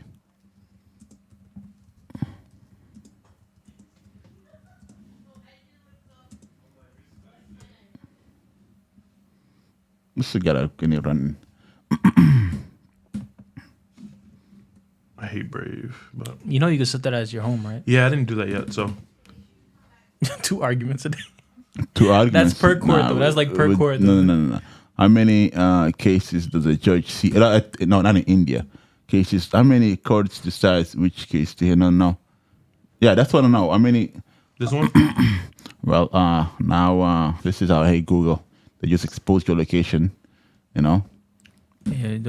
don't bring it up. Yeah, that's what I'm saying. Yeah. Just confirm it, huh? To confirm it. No, they're not confirm it. All right, well, but what was the connection you were trying to make? I mean, I don't know this first. Like, how many people, like, hey, who knows? How many cases can a judge hear? Okay, right there, right? 10 to 30 a day. Go back a little bit. It says this. How many? 7, I think. 7 trial courts department. No, it all depends on the that's district, trial. Yeah. how busy it is, how many disputes there I see are. here like 10 to. But from 10 what to I 30. see, 10 to 30 seems like a better. yeah, the time I Sounds go, more accurate. yeah, the time I go, that's what I see. I'm kind of number, 10 to Yeah. 30, Yeah. depending I on think right. that's awesome. each one would last maybe, the ones that get dismissed, let's say, maybe last like 5 minutes, 10 minutes. Depending on the case, yeah. Okay, but 10 minutes, do a math. 10 minutes times 24. 10 times 24? 10 times 24. 240. That's 140 can hear people. If you About if you 60,000 spend every 10 minutes in each person, how many? 200? Yeah. 240 minutes. Yeah. The ones that left Israel are like 6,000, just man alone. 600,000. Just right? Let's see this. Now you guys got this scope of what's going on here, right? How will judge operates. Let's see how Moses was doing it. 18, right? Yeah. When Jethro, the priest of Midian, Moses' father-in-law, heard of all that God had done for Moses and Israel his people, and that the Lord had brought Israel out of Egypt, then Jethro, Moses' father-in-law, took Zipporah, Moses' wife, after he had sent her back. This is the one that circumcised the son, no? The Zipporah, yeah, that's the one that saved them day one. Okay, good on her. And her 2 sons, of which the name one was Gershom, for he said, I have a black woman, by the way. Really? Oh, yeah. I have been an alien in a strange land. Whoa, wait. No, that's his son's name. I named him after Oh, that's that. the meaning of his name? Yeah, the meaning of his son's name, yeah. Okay, yeah. Kind of like ham is burnt. Yeah. And the name of the other was Eliezer, for the God of my father, and he was mine help, and delivered me from the sword of Pharaoh. And Jethro, Moses' father-in-law, came with his sons and his wife unto Moses in the wilderness, where he encamped at the mount of God. And he said unto Moses, I, thy father-in-law, Jethro, am come to see thee, and thy wife, and her 2 sons with her. And Moses went out to meet his father-in-law, and did obeisance, and kissed him. And they asked each other of their welfare, and they came into the tent. And Moses told his father-in-law all that the Lord had done unto Pharaoh and to the Egyptians for Israel's sake, and all the travail that had come upon them by the way, and how the Lord had delivered them.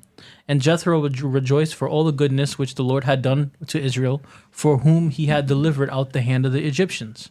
And Jethro said, Blessed be the Lord, who hath delivered you out of the land of the Egyptians, and out of the hand of Pharaoh, who hath delivered the people from under the hand of the Egyptians.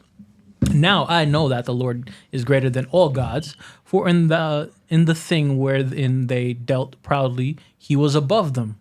And Jethro, Moses' father-in-law, took a burnt offering and sacrifices for God, and Aaron came, and then finally Aaron showed up. There you go. And all the Time to elders eat. and all the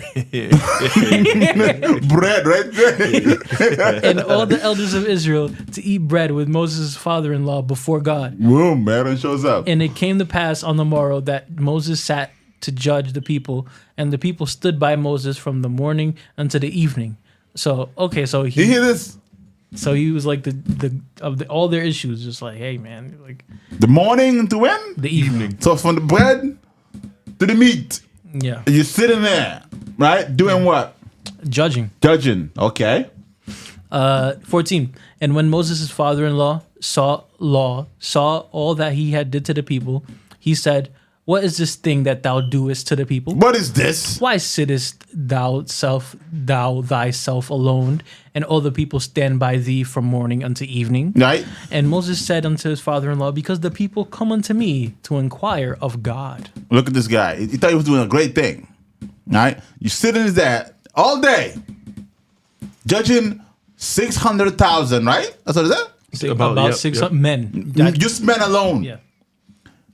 And when you finish, until somebody else, the same person commits something else, and they come back to you again, and that goes on forever, right? When would you? But that's assuming that everyone had a problem. But it's From still a lot of morning to people. evening? It's still a lot of people. Yeah, and it's like you said, it's people. Yeah, People it's still a lot find of people, any yeah, issues facts. to argue about. For more in the desert, before the main issue, they're already complaining about Yes. murmuring. Imagine what they have with each Child, other, yeah. right? With each other. Let's keep reading. All right. 16. When they have a matter, they come unto me, and I judge between one and another. And I do this and I do make them know the statutes of God and his laws. Repetition. And Moses' father-in-law and said unto him, the thing that thou doest is not good. Nah. Thou wilt surely wear away both thou and this people that is with thee, for this thing is too heavy for thee. Imagine this, right? Forget the people. When we go to the court, we sit there waiting for other people to get. How bored does I get? Really bored. How annoying does I get? And this has 600,000 of them just standing up and waiting with them in line. Everyone just get off to the other. If you leave the line, you lose. You lose. Right? So you have to sit I'm making there. my complaint big. We waiting all day. All your problems that All month day. gonna be like put there. That's one chance you gotta go back to the line and repeat again. Yeah. Right? How tiresome is that for one person and the multitude of people just standing there? And the kids at home, the parents like on the line for the issue to be solved. Right? And the poor animal not drinking because everybody's suffering. Just keep breathing. Right? This thing is too heavy for thee. Thou art not able to perform it thyself alone. Hearken now unto my voice. I will give thee counsel, and God shall be with thee. Be thou for the people to Godward, that thou mayest bring the causes unto God. And thou shalt teach them ordinances and laws, and shall show them the way wherein they must walk, and the work that they must do. Moreover, thou shalt provide out of all the people able men, such as fear God, men of truth, hating covetousness, and place such over them to be rulers of thousands, rulers of hundreds, rulers of 50s, and rulers of 10. So it's divided to make it easier. Like get captains, make them 10. They rule over hundreds, and there's 100 rule over the thousands. And you just chill out in the middle and take care of the heavier duty stuff, right? And no one has figured out yet, right? Keep reading. 22. And let them judge the people at all seasons, and it shall be for every great matter they shall bring unto thee, but every small matter they shall judge. So shall it be easier for thyself, and thou shalt bear the burden with thee. If thou shalt do this thing, and God command thee so, then thou shalt be able to endure, and all this people shall also go into their place in peace. Yeah. So Moses hearkened to the voice of his father-in-law, and did all that he had said. And Moses chose able men out of Israel, and made them heads over people, rulers of thousands, rulers of hundreds, 50s, and 10s. And they judged the people at all seasons, the hard causes that they brought to Moses, but every small matter they judged themselves. And Moses let his father-in-law depart, and he went his way into his own land. Cue the music.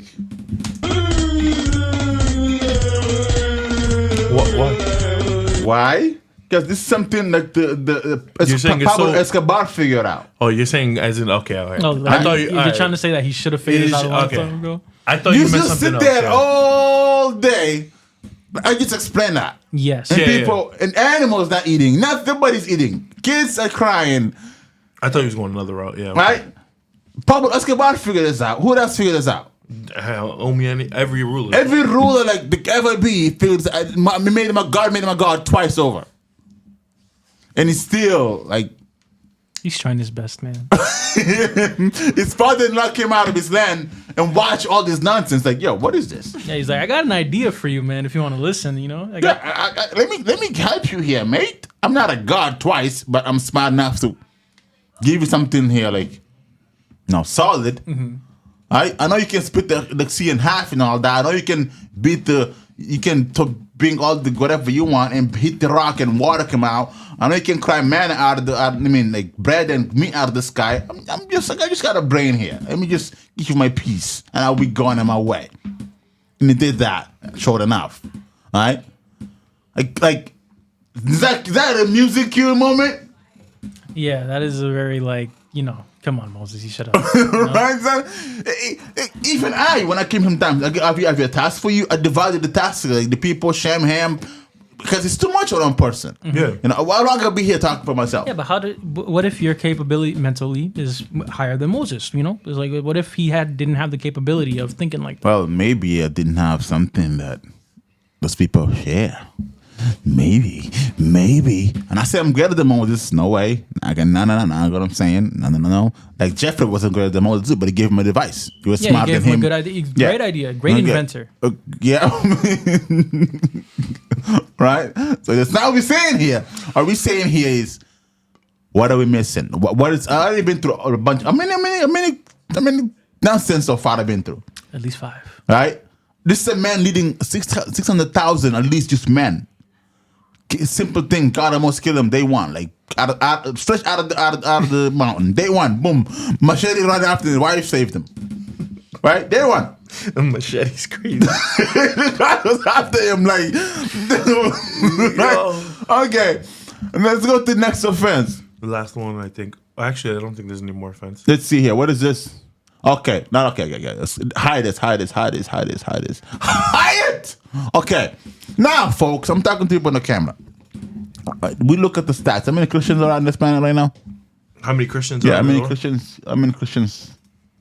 People that believe. How many Christians, Jews, Muslims, atheists? You're out of this conversation. This is not you. Let the grown up talk. You. We get your moment. I'm talking to the believers in the world. How many are there? 2.38 billion as of 2021. 2.38 billion. That's like Catholics too and all that. Better be all Catholics. Cause I want believers. Alexis, Janet. shut up. Say it again, Juvie? Believers, and the ones that believe only on the, well, they call it Abrahamic faith, but I call it the ones that root in holiness. Are you talking about Jews? As of the year of Christianity had approximately 2 billion. I want the whole religion of the world, everybody. You want everybody? Yeah, the Jews, the Christians, and the Muslims. That's the ones we're dealing with. The rest, Hindus, we don't talk to Brahma. So believe in like monotheistic. Yeah, well, Christians claim they do believe in monotheistic, but they got 3 there. I've realized it. Yeah, but we get there when we get there. I want to know what kind of people I'm talking to. No, I know. Speaking of 3s, they did when you brought up the Muslim got 1.9. Moses, Aaron, and God thing. That was another 3 that they pointed out. When we talk about the Bible, there's a lot of 3s that show up. Moses, Aaron, and God. 15 for Jews. Moses, Aaron, and God. Yeah. In the leadership, you mean? Well, he said God. It will be God, and then God said to Moses, "I'm going to bring Aaron along with us so that he can be a spokesperson." That makes 3. 3 what? 3, like that's Just 3. Another He's 3. trying to say Trinity or whatever. Maybe not Trinity, but there's 3. Oh, that's always it was before after Moses. Before Moses, God always dealt with the God, the prophets, and the people. Moses was just an instrument. You know, God stepped out and made Moses take his place, but the guy was too clueless to even, doing his nails. I guess in his tent, people are crying for water. It's like, why you asking me, mate? Mm-hmm. Right? So God stepped out and made Moses take his place, his role. You take care of the people. You do this. Mm-hmm. After Moses, who was there? It was Joshua and nobody else. There's God, Joshua, and the people. Mm-hmm.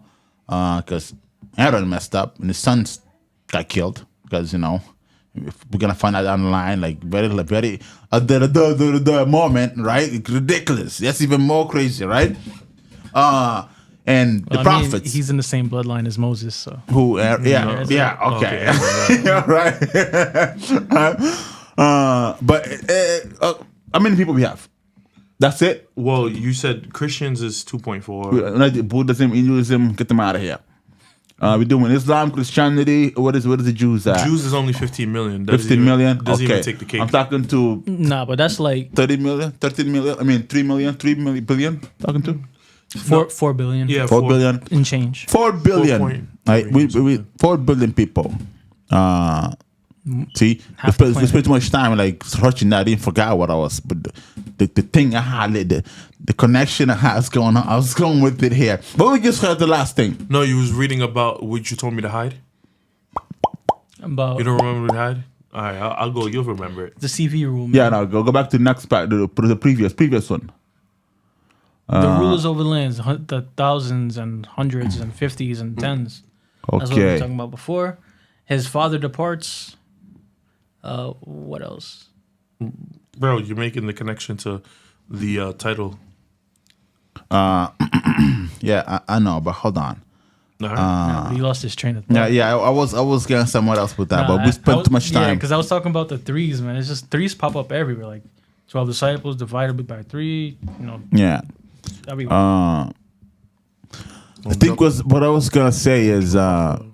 I'm not like a numerology nerd or anything like that. But whenever 3 pops up, so like, especially ever since you mentioned like, oh, the Christians and how they believe in the Trinity and how that's bogus and all yeah, that. we gotta get there and suppose the guys. But I lost my train of thought. Let's forget. Let's just dive with the next one, right?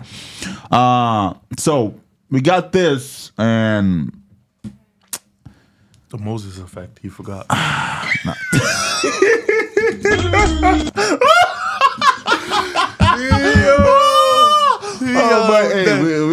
We're special, you know. We're special. It was special. And he was talking about how he never forgets when something's in his mouth. No, Ladies and gentlemen, we got him.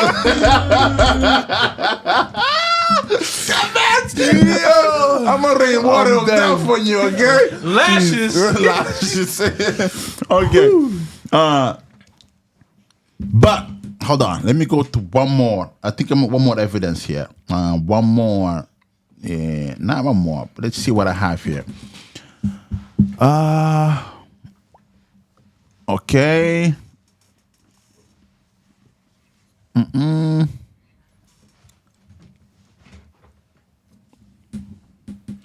Wait, so I have a question for Felton. Hey, go ahead. Yeah. Right? So when Moses went to go check out Egypt, right?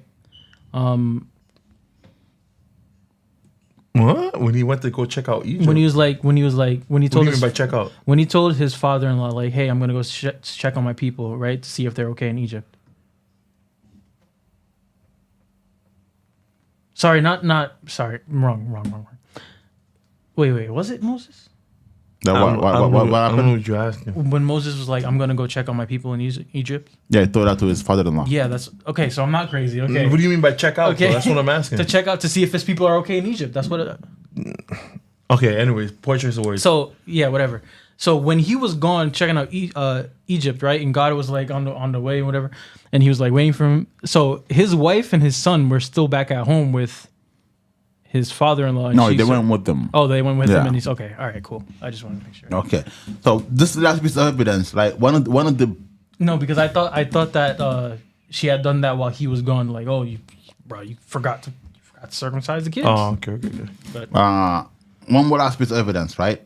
Let's go to Exodus. Let's go to Exodus 30. The very 30. now that I say that, I actually remember that she threw the foreskin at his feet. That's probably something I should remember. And said, "You bloody husband." Let's go to Exodus 30. This is actually, I call this chapter like the forbidden smell, right? That's what I call it. Oh, forbidden smell. If you smell this smell, you will die. Interesting. If you make this, you smell it. But we shall. Okay, go up. Let's see. No, not all of it. No, I don't mind. Not all of it. I don't mind. Reading is good for Go the a brain. little lower. You know what I mean? Go a little lower. Go lower.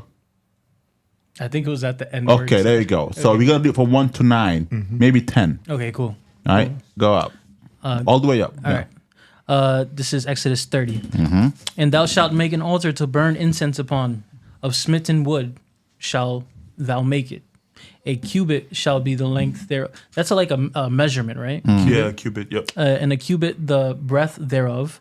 4 square shall it be. And 2 cubits shall it be the height thereof. The horns thereof shall be of the same. And thou shalt overlay it with pure gold, the top therefore, and the sides thereof round about, and the horns thereof thou shalt make unto a crown of gold round about.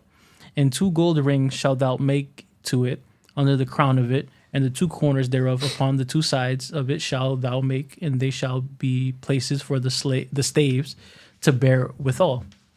And thou shalt make the staves of smitten wood, and overlay them with gold. And thou shalt put it before the veil, that it is the ark of the testimony, before the mercy seat that is over with the testimony, where I will meet with thee. And Aaron shall burn thereon sweet incense every morning when he dresseth the lamps, that he shall burn incense upon it. Okay. And when Aaron lighteth the lamp at even, he shall burn incense upon it, a perpetual incense before the Lord throughout your generation. For forever. Every morning must be lit. Ye shall offer no strange incense thereon, nor burn sacrifice, nor meat sacrifice, no more meat offering, neither shall ye pour drink offering thereon. Okay. So there we have it. And Aaron shall make atonement. Okay, right there, right? Okay. Now go to. So we heard it clear. What not to do. Right? Yeah. And this is the tabernacle God asked him to build, right? That's going to be doing this. Now go to Leviticus 9.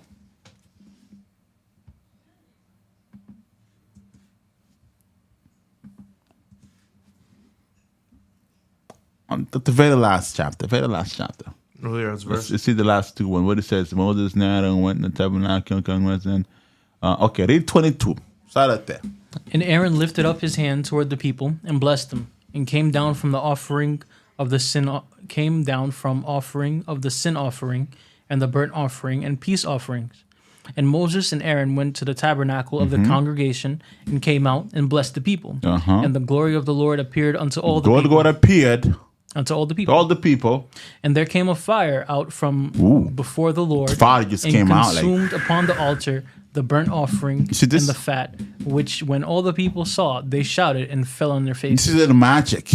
Imagine you put something there, the fire just came out on its own, just consumed it and retreated. How cool is that? Right behind Moses and Aaron, like Michael Bay movie. People like, people like, woo! Now go chapter 10.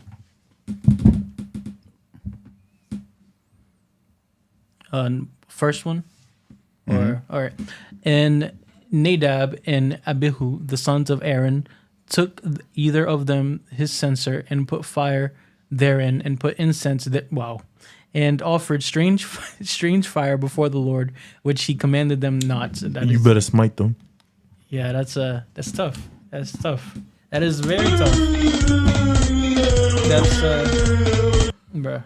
That's some. That's maybe they weren't taught well. That's the maybe the father didn't teach them well. It has to be the bloodline. It has to be the. What can I say? Have I shown enough nonsense? It has to be the bloodline. Have I shown enough nonsense? Bruh. And they went out fire from the Lord. This could have all been avoided, right? This could have all been avoided because you're not supposed to mingle with what's it called with family, right? Because of things like you're going too far. You're going too far. You're going too far. Jumping the gun. How? Right? The previous day we saw this fire coming out of this thing, and you were the priest. Actually, Aaron, his son, is supposed to be priest after him. That's he is a Levite. All the Levites, yes, they're all priests. And this is Aaron's son, the boss. Yeah. Now they won. The one with the speech guy, the one with the one that did all the miracles back in Egypt, the one that and yesterday we saw the fire come out of the altar, and next morning you put in strange fires in the thing. Yeah, it's unfortunate. And what happened to them? Well, and they went out fire from the Lord and devoured them, and they died before the Lord.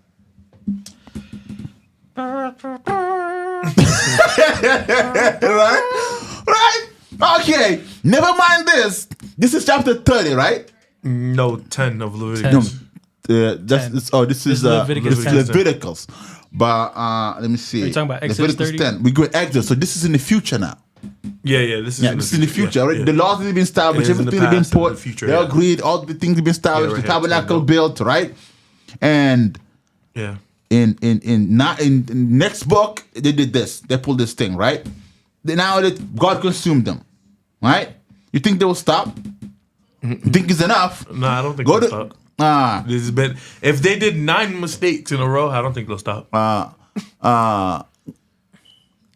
Do you think God's like just, bro? How many times I gotta show y'all, man? It's You must be like, you must like this at this point. right? You think they will stop? But hold on. I think they will stop. What time is? What? How many? 2 hours now? we are at 1:55. 55. Oh, this is going. I thought this is going longer. I've been enjoying Me this. too, I thought so too. Yeah, it's been That's good. what Yeah. Okay. Hold on. You guys, you have any question you can ask now while I put this up? None for me.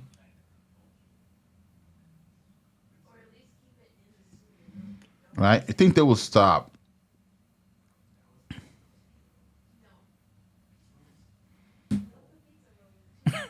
Wait. So they put fire. They put fire within, and incense and offer. Oh wow. Okay. Wow. Everything else they have to do. Yeah, There's only everything- fire there. Yeah, it's not just the fire that they put. It's like they offered incense fire, and yeah. strange fire. Wow. What do you think is a strange fire? I don't know. What do you think is Firecracker? I don't know. firecrackers? Nah, that's not. Make it change color or something? What is a strange fire? You want to Google that? Strange fire? Strange fire. What is a I biblically already got strange like fire? 6 billion tabs. Why not? Right? You got enough RAM for that? Apparently so.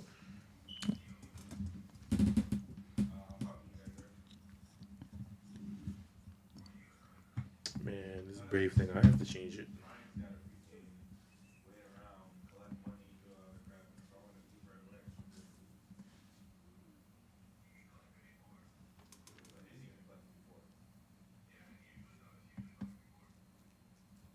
All right, what does it mean, strange fire in the Bible? Directly after God's entrance, yeah, okay. The sons they bring into the strange fire in context, a fire offering that was not commanded by God, okay. Yeah, so, but what is a strange fire? You just the fire to God. They have to have procedures how to do it. Just what I did like on what was it? What I did on Exodus 30. God told them how to proceed the incense, how to make it strange perfect. fire just means anything that's not what, Anything that wasn't the procedure that we just put there, that would burn forever. The Aaron's supposed to dive there forever. They just everything you fire it on your own.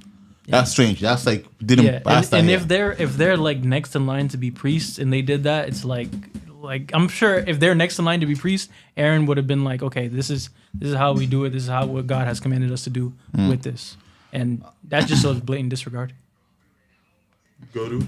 Now I was gonna go to Numbers where God just got enough of them and say, you know what, none of you make it. All of you are just gonna die here. But I don't think I'm gonna read that. You talking about when Israel were in the wilderness? Yeah, pretty much God like said, that's it. None of you gonna make it. None of you gonna go to Promised Land. Everyone above 40 years old is gonna die right here, because of the problems of mingling with themselves. Let's go. Before we go there, one more, just one more evidence, right? How back they are. Go to Exodus 32:4. Exodus 32. What happened here? And received them the hand. Okay, go up. Read that.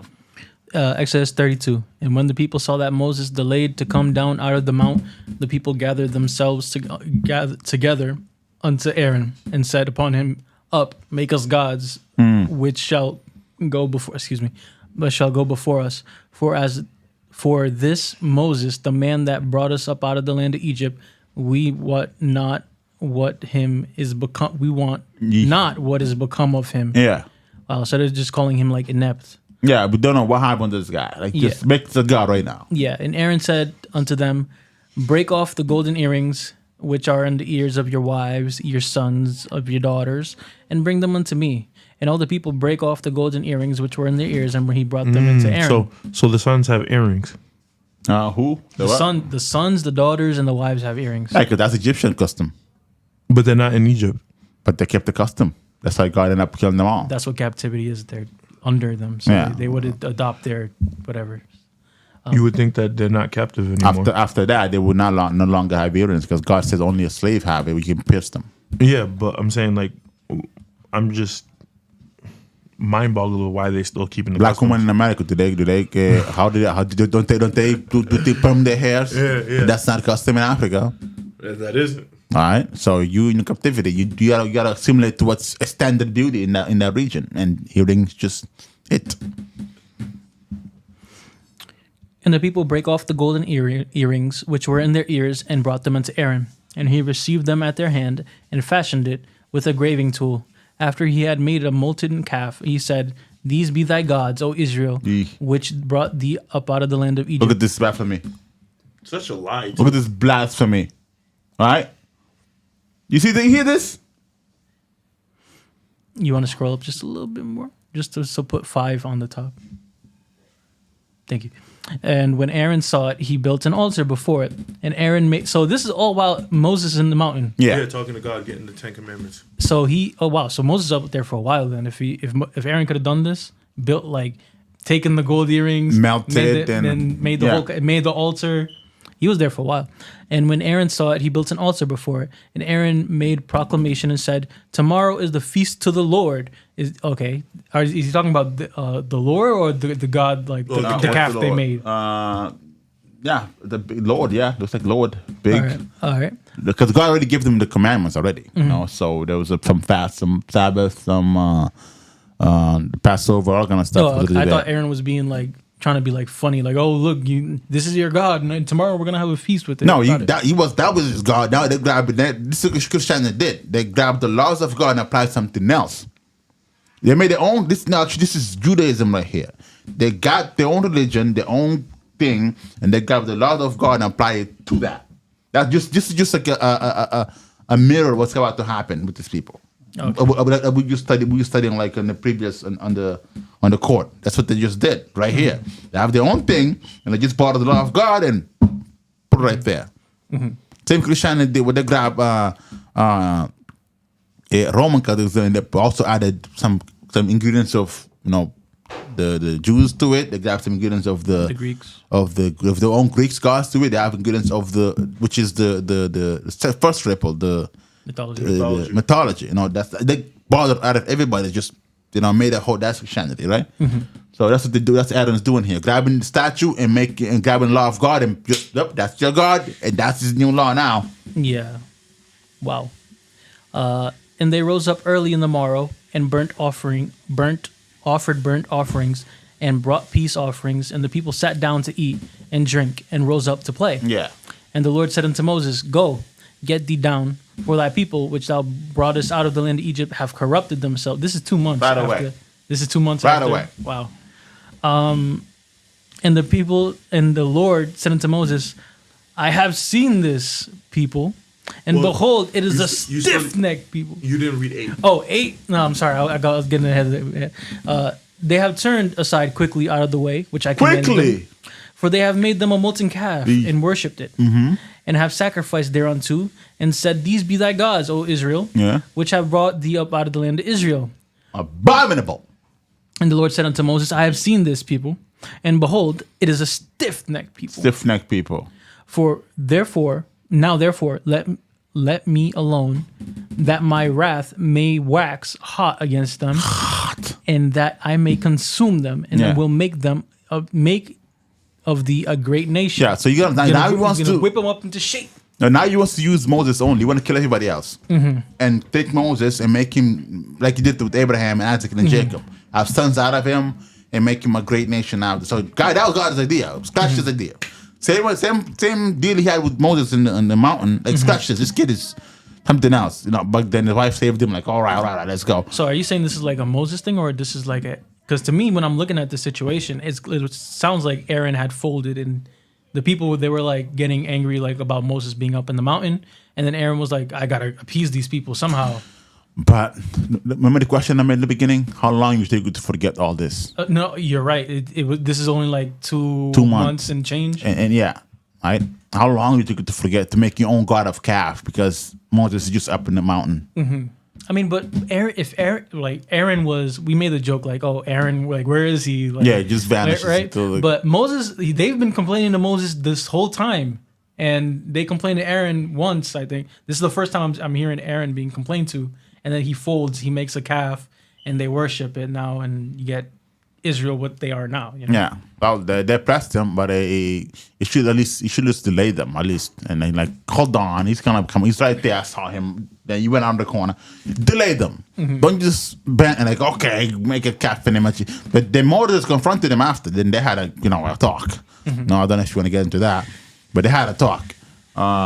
But either way, how long will you forget? But Caleb was the only one. He stayed in his tent. He didn't even come out. You're like, nope, I'm not part of that. How come Caleb has that will and the rest don't? And he's a child. I mean, I don't have a straight answer like why, but I mean, obviously, you could be like, oh, the children, children and they see the world differently and whatever, and, After all this is done, right? Caleb came out. You stopped Moses here. Okay, grab this sword, lad. Let's kill this idiot. Caleb was just a chill guy. Just came out of this tent like ready to go.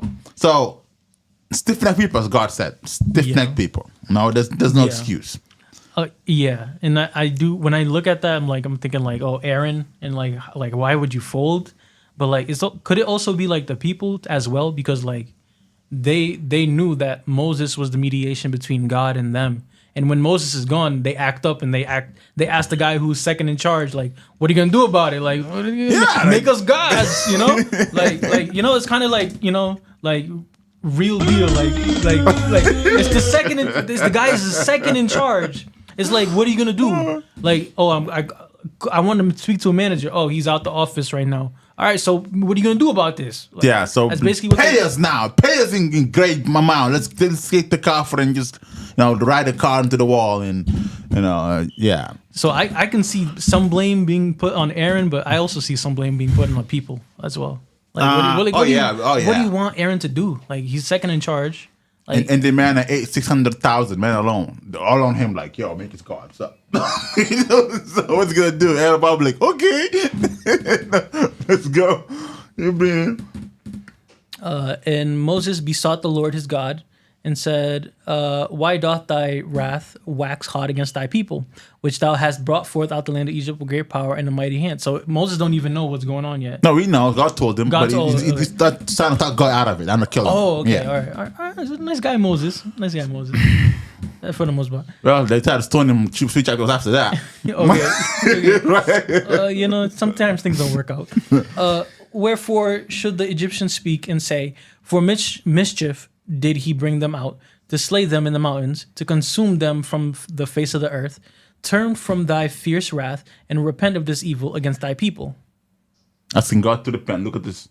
Yeah, I know. That made me stop. That made me stop for a quick second. I was like, "What is he talking about?" Repent, dear Lord. I was like, "What?" I was like, "Okay, you asking God to repent about like from okay?" All right, and surprisingly, cool. Remember Abraham, Isaac, and Israel, thy servants, whom thou swearest by thine own self, and saidest unto them, I will multiply your seed as the stars of heaven, and all this land that I have spoken, I will give to your seed, and they shall inherit it forever. And the Lord repented of the of the evil which he thought to do unto his people. That's crazy, right? Alone. But remember, God told Moses, get down there. The people have to come to themselves and told them what to do. They built that calf and they're worshiping it. Yeah. Go down there real quick. So now they're talking and Moses got God to change his mind. Now let's see what Moses did after they got there, knowing what they're already doing. All right? And Moses turned and went down from the mount, and the two tables of the testimony tables of the testimony were in his hand, and the tables were written on both their sides. On one side and on the other were they written, and the tables were of the work of God, and the writing was of the writing of God. Yeah. Graven upon the so God wrote. I think God only 2 times in the whole Bible. To the King Nebuchadnezzar on the wall, they told them you're gonna, his time is short, on hand, and this. That's the only 2 times that I'm aware that God wrote on anything with his own hand. The Book of Life? Huh? Book of Life, that's like Into the mic, please. That's no. No, why not? That's what he wrote there. And he said, at least I blot your name out the Book of Life. Yeah, but like If he blotted, don't you gotta cross his name out? That's not here. Oh, so you're saying on earth? Yeah, like something God had his own hand on it. Oh, You know, that's at least for my memories alone. Nebuchadnezzar, in this, yeah, very important moments, right? So, And 16. and the tables were the work. No, it's 17. And when Joshua heard the noise that the people, people as they shouted, he said unto Moses, "There is a noise of war in the camp." no, actually, Joshua was with him in that mountain. Joshua was just waiting down there for him. Joshua accompanied him. Joshua was just there, waiting for him. And when he came down, Joshua was in the edge of the mountain.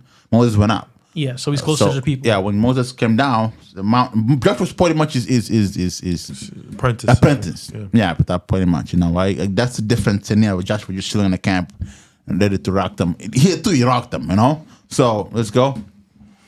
And he said, "This is okay." And he said, "It is not the voice of them that shout for mastery, neither is the voice of them that cry for being overcome, but the noise of them that sing do I hear."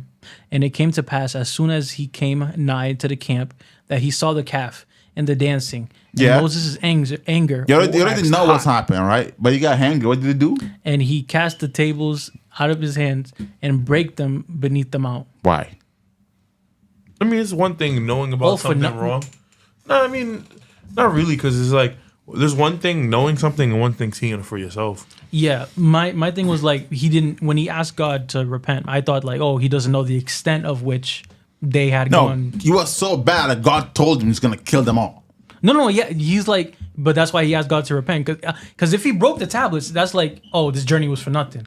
In his mind, he's kind of like filled with anger, like, this journey. Nah, he's just short-tempered guy. Exactly, yeah, like but a short-tempered exactly. guy. We have many examples of that. First, when he killed a guy with the rock in the head, with his own hand in the desert. Then after he got out of the desert, there's some people harassing his future wife. He tried to murder them too, because they're impeding him from drinking the water. What else? What else he got angry? Well, every time, pretty much after the desert, like just shaving his nails. Like, why are you asking me for shit, man? Piss off, right? So now, angry guy, right? And later on, his anger cost him enter the land because of his anger. That is an issue God had an issue with. You just keep. I tried to kill you 2 times already, but this is. I'm not gonna allow you to get out with this because you're just too angry, guy. Imagine he gets in land and becomes a king or something. What's he gonna do with his anger? But that's not why God not allowed them. We're gonna see at the end why God had to eliminate everybody, 600,000 and plus more. You have to kill them all until the new generations are born. We're gonna see that at the end. Why God had to clear out the entire generation.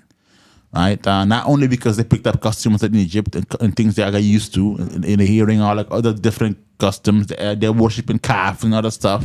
Not only because of that custom of that, we also see a bigger picture why God had to clear that generation up. So keep reading this. And it came to pass as soon beneath the mount, 20, and he took the calf which they had made and burnt look it. Look at this guy. Look at the anger of this guy, and right? Ground it into a powder. Yeah. And strawed it upon the water. Put it in the water. And the children of Israel drank of it. And he made them drink it. Yeah. All right. You got the golden calf, burned it first, all black, and shredded it, then put it in the water. Here, you drink this. You sneak up. Have them drink it. Mm-hmm. That's how you punish them. Grind this guy and have them drink it. It's a waste of gold. Waste of gold. Imagine an iron in your body. Yeah, no. What kind of damage that'll do? Lead. All that kind of stuff.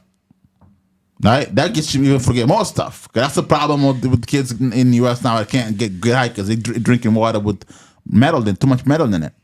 Now you put it in the water, how did people drink it? Make the worst situation even worse. Right? Mm-hmm. But that's gangster though, imagine. And Moses said unto Aaron, what did this people But hold on, he says people drank it? And made the children of Israel drink it. It says made, right? Yeah. Made the children. Okay, exactly. That's what Geneva says. I'm like, what's the word made?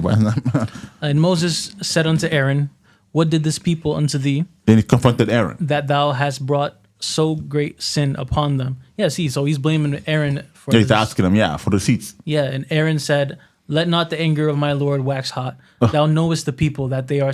But see, and then Aaron says the thing. They did this to Moses. Like they complained constantly. Yeah, you We're know them. always on his back, and he's like, I'm the second in command. What can I do?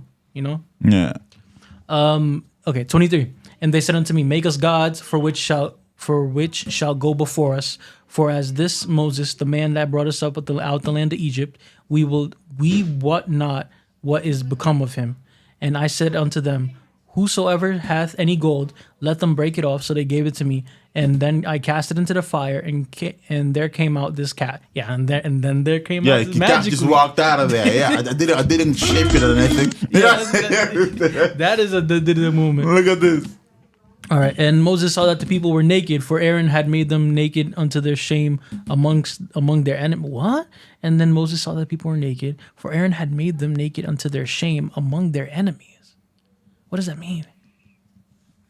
I don't get that either. There's no one there to fight.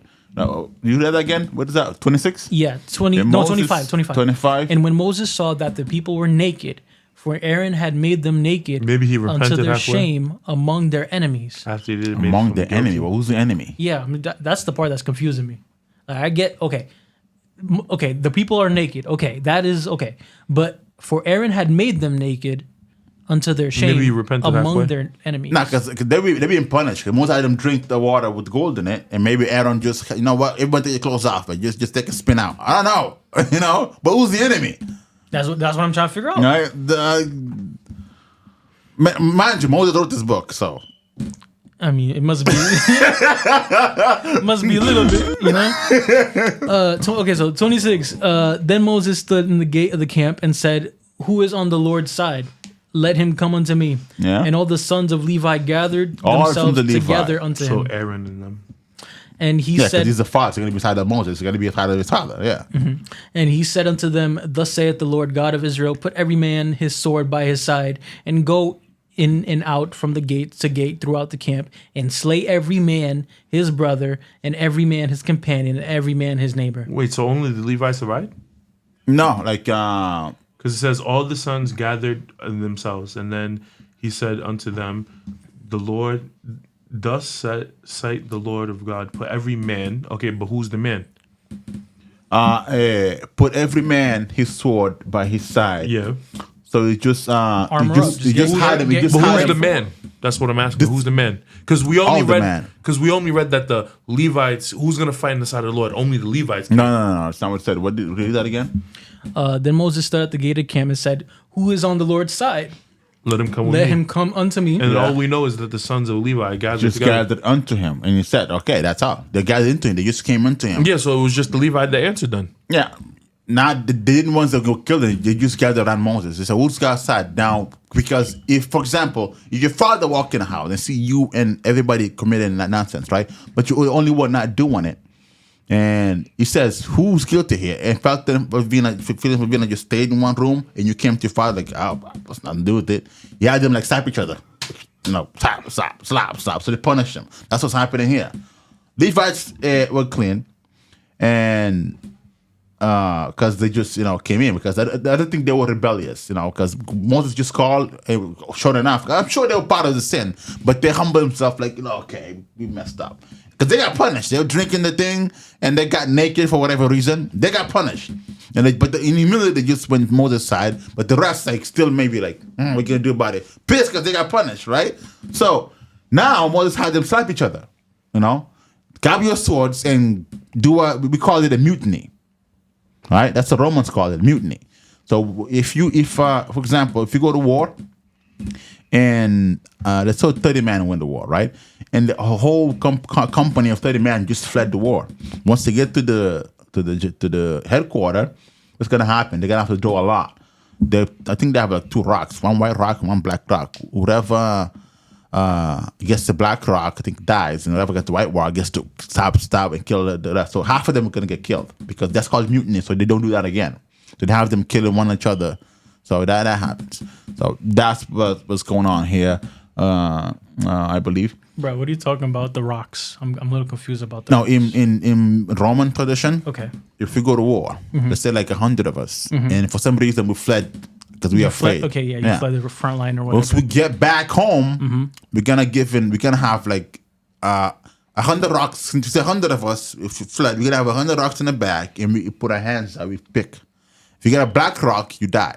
If you got a white rock, you get the sword to kill the people who got black. Yeah, then they're gonna get put out. Then it's called mutiny, so they won't fight again. All right, mutiny to me is no, not mutiny. Mutiny is rebellion against the leader. Yeah, it's look it up. Romans dissension. I would think. There wasn't a session. No. I'm thinking that's what a mutiny is. Like you look at the top and you're like, I don't want to follow your rules anymore. I want to break off into my own thing. And then you break the group from the inside out. I take it one step further. Mutiny is active plot against. Not just, I want to go away. It's a plot against. There's a name to it. Okay. Lottery? Okay, from assembly troops, fellow soldiers, Roman military companion, punishment. What do you call it? Oh, that from the 10th, decimation. Decimation. The 10th, that makes more sense. Yeah, the 10th that. In the military ancient Rome, the decimation was a form of military discipline in which every 10th man in the group was executed by members of his every cohort. 10th man. That's what the name came from. Decimation. Decimate. I've never linked those two together. Yep. Decimate. All right. So that was some version of that was happening, right? All right, 28. I'm at 28. Instead of all dying, let the half go.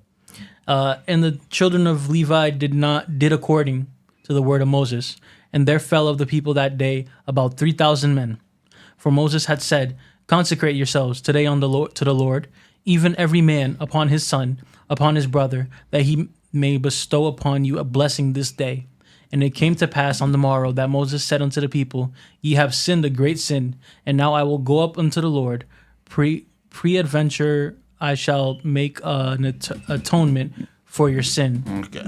And Moses turned unto the Lord and said, "Oh, this people have sinned a great sin, and have made them gods of gold. Gods of gold. Yet now, if thou wilt forgive their sin, and if not, blot me, I pray thee, out of thy book which thou hast written." And the Lord said unto Moses, "Whosoever sinned against me, him will I blot out of the book. Therefore, now go, lead the people into the place of which I have spoken unto thee. Behold, mine angel shall go before thee. Nevertheless, in the day when I visit, I will visit their sin upon them." But God didn't forget this. He said, I will keep this on the side. And the Lord plagued the people because they made the calf which Aaron made. Yeah. So God did not forget. God, I'm going to put this inside. I'm going to come back. I'm going to forgive them today, but I'm coming back to this. All right? So, now that we see all this insanity, why? You say, people that, now that what I was going to say, right? To the 4 million people that is to believe, you already seen the which camera is on? That one right there? Yeah, that's you. You already seen the title in this. If you're watching after the recording, if you hear before the stream started, you know what I'm insinuating here about Moses, and as I can just show here the amount of, I think it's clear, isn't it? If any, there's a heck of a lot of evidence. How do I say it? Any objection? Any objection here? We're still in Well, court. you understand the Bible a lot, So anything you said I said wrong here, anything I'm leading here, false advertisement that's happening here, or you pretty much a bit convinced here, I'm convinced. something. Yeah. But before you get convinced yet here, I'm gonna just hit the hammer around the nails and the coffin here by showing you. Remember, God gave a commandment not to uncover your aunt or your uncle's nakedness, right? Because what God said about that? Can we go to that scripture? Can you highlight that? All right. This is Leviticus 20, right? No, just a part of the uncle, just not everything. Uncle or 20. whatever. And if a man shall lie with his uncle's wife, no, that's not it. Or the 19th, sorry, go up one. "And thou shalt not uncover the nakedness of thy mother's sister, Mother's sister, that'd be nor your aunt, of thy right? father's sister. Okay. I like that, Felton. I like that. For he uncovereth his near kin, shall bear their iniquity." That bear their iniquity. Now, once you take a guess, what does that mean? If you do that, you will bear their iniquity? Something not good. Yeah. Well, what would I you? can give the answer. Huh? Oh, go on. Okay, they're diseases from the result of whatever they So do. the union, Yeah. right? It's iniquity. You know. Yeah. Their sin. So their whatever. sin. Yeah. Well, let's find out what kind of iniquity is that. Like, can we go and find out like what happens if a niece or an uncle or an uncle? Well, I want to ask. Did you want to read this first? What is that? No. Let's find out first, because God says you gotta get the iniquity. Like, something gonna come out of that. Something not good. So we're gonna find out what happened. What's God talking about? Because He's the one that made humans. He knows science better than we do. No. So let's find out what happens after 2,000. I'll say maybe 3,000 years. Later we came to all this technology. Now we know what things that happens if you do what. If we press a button, what come out of that? If we press this button, we know what happens here, right? And somebody explain to me like what happens, what science says when nieces and uncles mix. What happens? Yeah, right here. It says, to be more specific, two siblings who have kids together have a high chance of passing on a recessive disease to their children's. That's siblings. What about uncle and niece? Or you had that there, didn't we? I thought that. I don't know what. Should be this one, but Maybe what causes autosomal, the 3 to the left, to the right of that one, that tab. no, that's what the name of the No, disease 3 is. to the right, that one. Nah. Oh no, okay. Trait. What does it say here? 2 copies of an abnormal gene must present in order to the disease to develop. Yeah, find it. We had here. Like did. It should we be this didn't one. have. Can an uncle and a niece have baby? Yeah, right there. That's it. No. No, and the people who ask. Can the second one? Yeah, it was this one. All right. Yeah, it was An that uncle one, and a yep. niece can have a baby, but that would be morally and legal reprehensible. In addition, they should be aware that there is a high risk of having a child with autosomal recessive disease. Autosomal Hey, refresh, that's recessive why. disease. So, as the title says in this video, I'm accusing Moses. Yo, you keep mixing that up. Yeah, two great men. No, we can just Yes. confuse them. Yes. One led the people out of the death, one led the people out of Egypt. So it's just two great people, two great men here. No disrespect, of course. No, not respect at all. Moses will have other opinions. It's just might get angry with me. Hey, this guy, I don't know. Compare me with him. I don't know. So, a niece and an uncle, or a nephew and an aunt, that's the risk of they have. Go back to that again. What's the disease? An uncle and a niece can have a baby, but that would be morally and legally reprehensible. In addition, they should be aware that there is a high risk of having a child with autosomal recessive disease. What is that? Alrighty. What is that? Now, let's go definition of what is that. Okay, can you read something quickly here? Something fast. Different. Right. Okay, to have a child born with what is called autosomal recessive disease, like sickle cell or cystic fibrosis, both you and your partner must have mutated, changed gene that you pass on to your child. Yeah. How are people affected? Almost every cell in your body has 23 pairs. Yes. If one parent passes on the recessive gene that can cause the disease, you become the carrier. But when both, you likely won't show the symptoms. But since the other gene is normal. But if you and your partner both have the same mutated gene, which if you're a family, you would have a higher chance of that happening. Yeah. There's a 25% chance that your child will be born with the severe disease. These are some of the types too. Okay. And then we're gonna Sickle focus cell, on Sickle cell, cystic fibrosis, fibrosis, and Tay-Sachs disease, Yeah. one more. and Gawker disease. Or whatever. Gawker disease. Funny enough, as we are now looking into this, that Gawker disease, what are they like highlighted there in blue? That's like I don't know if that's some hide a cloud of This is a sign. cloud of a pillar here or something happening here, a manna falling out of the sky, right? Because we see here as the on that particular one highlighted already, some things we noticed in Moses, right? Gawker disease. Many of your organs and tissues can be damaged from the disease. An enlarged liver and spleen, as well as anemia, which are common. Some people also have seizures and brain damage. Brain damage. The most severe type causes problems for babies when they're born in the days right after birth. Yeah, click on that one specifically. Yeah, let's see the symptom. Let's see the symptoms of that. What's something? See something? If you notice anything there that we just noticed or no. For type 1, easy bruising, nosebleeds, tiredness, enlarged spleen, liver, bone problems. Right? Didn't he always ask? Why you ask me, man? You seem like pretty lazy, eh? He doesn't like to do much. He had sometimes his kids didn't want to do it. Wife tried to save him. He forgot he didn't want to do it. One or the others. Both which are symptoms of this. Keep reading. Type 2. Hey there. Good. What's up? Read type 2. we get finished here. You want to walk in and sit over there? No, I gotta go back. Okay. All right. All right, man. You just wanted to say hi? Yeah, I just want to say I can hi. get rid of him. All right. 2-2. All right. That's only type 1. Yep. This Yeah. is type 2. Slow back and forth eye movement. Side back for side movement. Not gaining weight or not growing as expected. Okay. A high-pitched sounding when breathing. High pitch when breathing. Seizures. Brain damage, especially to the brainstem. Enlarged liver. Inability to swallow. Pneumonia. Throat muscle spasms. That affects your speech. I mean, yeah, I would say so, yeah. Caledonian skin, which looks like skin, shiny coating. Slow heart rate.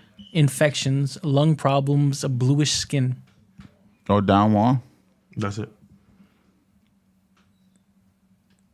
And then this is the prenatal one. There's just too much fluid in the baby before or after they're born. Dry, scaly skin, enlarged liver, serious brain and spinal cord problems, swollen stomach, Yeah. unusual facial features. Usually prenatal, put your safety. Remember, his mom put him in the river. in the basket. Yeah. Maybe she's seen some of these things. No, she like this thing gonna take more costly to raise because it's problematic. Maybe she did want to throw him right off the cliff because like Spartans do. You know what? Because Yeah, she's gonna show mercy by putting her baby in the river. there's a chance. A No. Nile River. And he wasn't. Right? Yeah, right. Yeah. Mercy. Bellissimo. Why would a mom put a perfectly healthy baby in there? The Bible says, because people trying to kill him. But no other mama had that plan. Because there's not 1,000 babies in the river and the Pharaoh's daughter just, oh my God, so many kids. No, there's only one, Moses, with a well-done plan. Imagine seeing Because hundreds of maybe she's seen this on him. But Jay, Juvie, that only happens when two aunts, an aunt on her knees get together, right? Or Close family. close, more specifically, that's Yes. that's But high family, chance. that can happen with family in general. Yeah, and yeah, correct. But family does cousin and niece. What evidence do you have that Moses, was birthed of a close family relative? Okay. Yeah, someone wants to read that? And Amram took him, Jocheb's his father, sister to wife. Wow, and she bare Jochebed, something like that. Her name is very like. Jochebed. Yeah. Okay, his father's sister to wife. His father's sister to wife. What would that make him? Her to him. An aunt. His father's sister. Yeah, That's my aunt. He is getting nasty with his aunt. All right. So Not nasty. Amram took Beautiful. Jochebed. What did you say? What did you want to say? say that to the mic? Oh, what happened? Do you want? What said no, he said guy it was turned nasty. into Moses real quick. No. I'm joking, obviously. He Uh-huh. said his sister makes his aunt, and he said they're doing the nasty. I said it's not nasty. It's beautiful. Ooh. Get out of here with that nonsense. Yeah. Get out of here with that nonsense. And Right? she bare him Aaron and Moses. Aaron and Moses. So And the years of life of Amram were in 150. 150. Okay. 30 and So 70 years. Amram took him Jochebed, his father's sister, to wife. That's his aunt, right? And she born him Aaron and Moses. Two guys that just doing some nonsense throughout the book of Exodus, Leviticus, and Deuteronomy. Right? Two guys have been just causing havoc. Yeah, but they're trying their best. They're doing Right? their best. And now we kind of see what's happening. We kind of get in the picture here. I laid everything now for me to prove my case. And if anyone has any objections, something I'm missing, I had a couple. sit in the chair. That's good. That's good. I had a couple points I wanted to. But hold on. Let me just put a nail on this. Go ahead. And end it. You just spin my tongue of thought. Don't stop the professor. Sorry, you said any Stop. objections? I had to. No, I was talking to the viewer specifically. All right. But down the line, God had some rules in place to stop this. You know, this kind of gives you a peek into God's mind a little bit, because God is God. You understand all these things. They know what's really happening, right? You see, these people, they intermingle with each other. They've been marrying each other for 400 years. They've been cousins, aunts, brothers, sisters. They've been doing it. God wrote a whole law saying, don't do this anymore. No, don't cover your mother's nakedness. She's your mother, God's sake. It's your father, for God's sake. It's your mother's sister, your close kinsman. Don't do that because you're going to get the iniquities. There's diseases there. The whole book of Leviticus just trying to avoid them from diseases and things that would kill them. And I'll give them the law of the blood issue, the law of the leprosy, how to take care of it. It was like a medical procedure. The whole book of Leviticus, pretty much. Teach them how to medically take care of themselves. And sleeping with each other's close skin, ma'am, is one of those issues. You're going to get some issues. Yeah, you're going to get some, what do you call the disease again?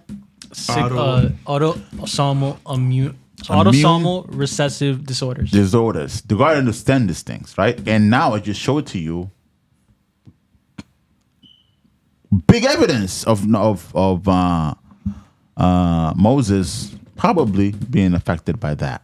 Any objections? Feel free to. I would like to say first and foremost, the points you made are very valid, and I would tend to believe it. I just had a question, some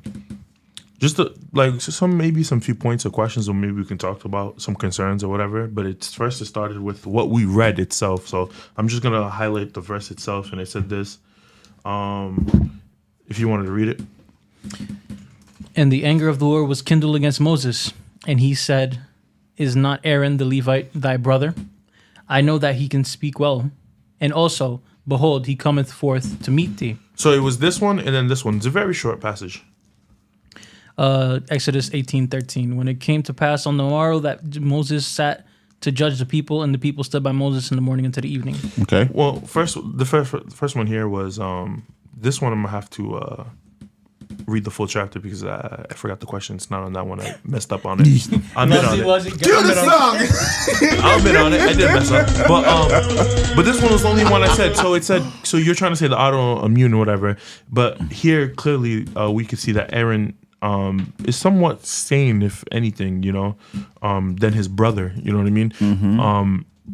So I'll give you this. It's a chance that things. That's what I'm saying. That's what I'm saying. Like I agree. I agree. I would tend to believe, but I'm saying there's some when you point to be put in that says Aaron is your brother is. I don't know what you're getting at. When you make the Punnett chart, or whatever it's called, and you have the genes, right? There's only the recessive means that it doesn't show through if there's a dominant gene. That only happens if two recessives are next to each other. So there's a chance that Aaron may have escaped these afflictions, but Moses, he took the full force, like he got it. But Aaron could still be a carrier of it. It's just not. I agree with that. I 100% agree with that. That's why sometimes that's why it's like I'm saying like we're trying to say maybe all of Egypt, was affected by this disease because they all did some crazy stuff, but that doesn't necessarily mean that they all suffer from that autosomal. The Egyptian didn't have to do it because they didn't have the law of staying with themselves. Yeah. Right. So remember, God told Abraham and Isaac not to marry like the Canaanites, anybody close. Canaan, yep. So only marry the kins, whatever. So they have to marry cousins because they're very few in numbers, right? And but when they were in prison in Egypt for 400 years, that's a lot of mingling. The close by. That's Kivir all over again, right? What do you gotta say? What do you gotta say? What do you gotta say? Right. We don't do our aunts. What do you gotta say? We don't. Who know? Hey, My track record is clean. My job. Okay. That's what I'm saying. But You can't speak for us all. Okay. To answer your question. Maybe that happened in Guinea. I don't know. You know? Okay. I don't no need. But to answer your question, right? Why did the guy that had the speech impediment, which also, if he indeed had the disease, he would have shown his face also. A mother would have seen it. Why was the only one put in denial, but not both brothers? Yeah. Well, that remains to be. Yeah. That's interesting. That is a good point. Yeah. That's why I said, like, these are just points to, like, you know, that I wanted to talk about. I do tend to believe what you're saying about the whole he probably had it, because that does, like, all these evidence. I would say yes too. And then the second one that I made you read that I wanted to say is, like, even with this disease, at least when you read 13, which I did remember, was he was at least fit enough to judge the people. You know what I mean? So I guess we can give him some type of credit. Yeah, because God is in the business of grabbing what's not, making it something that is. You know, Abraham, biggest liar there is. Isaac, pretty much the same thing.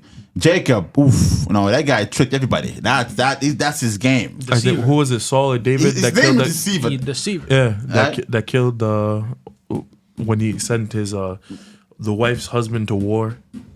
Just to take his wife. David's like he's blood in his hands too much. God says, "I don't want your temple out of your hand. Don't you put the temple? I don't want it. You too much blood in your hands." Right? Yeah. Solomon, woo, pimp, PIMP. If he had 50 songs on his back today, that'd be his jam. Nah? PIMP.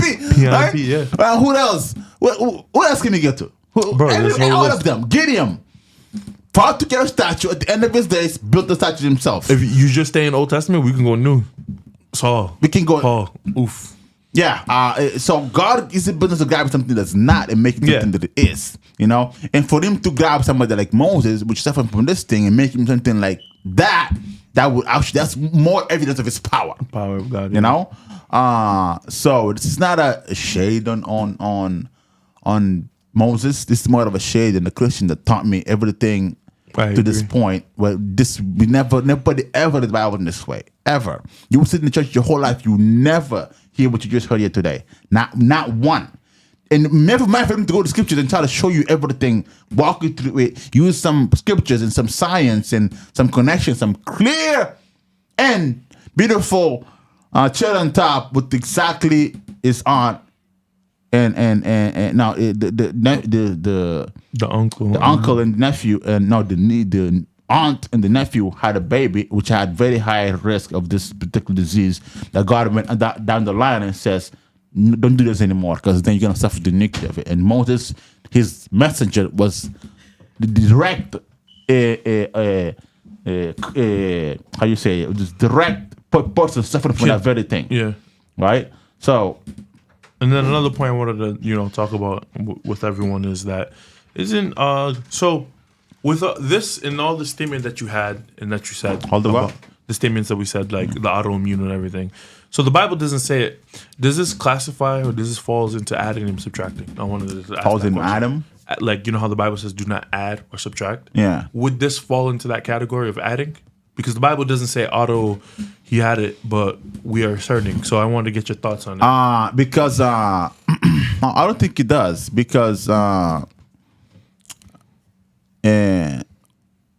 Bible also, left a bunch of, for example, we just read here, and we didn't read it, but I think I told one of you, or maybe my girl there, like I know where the giants are, where their bodies are buried. I know exactly where they are. If we go there and find them, does that mean we add into the Bible, or just reading what the Bible is instructing me and finding out? We just read here that there was a fire on top of Mount Sinai, I think. Sinai. If we go there, try to look at it, maybe it's not written that maybe it's written that it's burned actually, but me going there and verifying that's not adding. That's just me, I know what science says now about people that mingle within each other. We know that very well now. But God had to write a whole law telling people not to do it. No? And we went back in Egypt, see how they're living. They were doing all that kind of stuff. Right?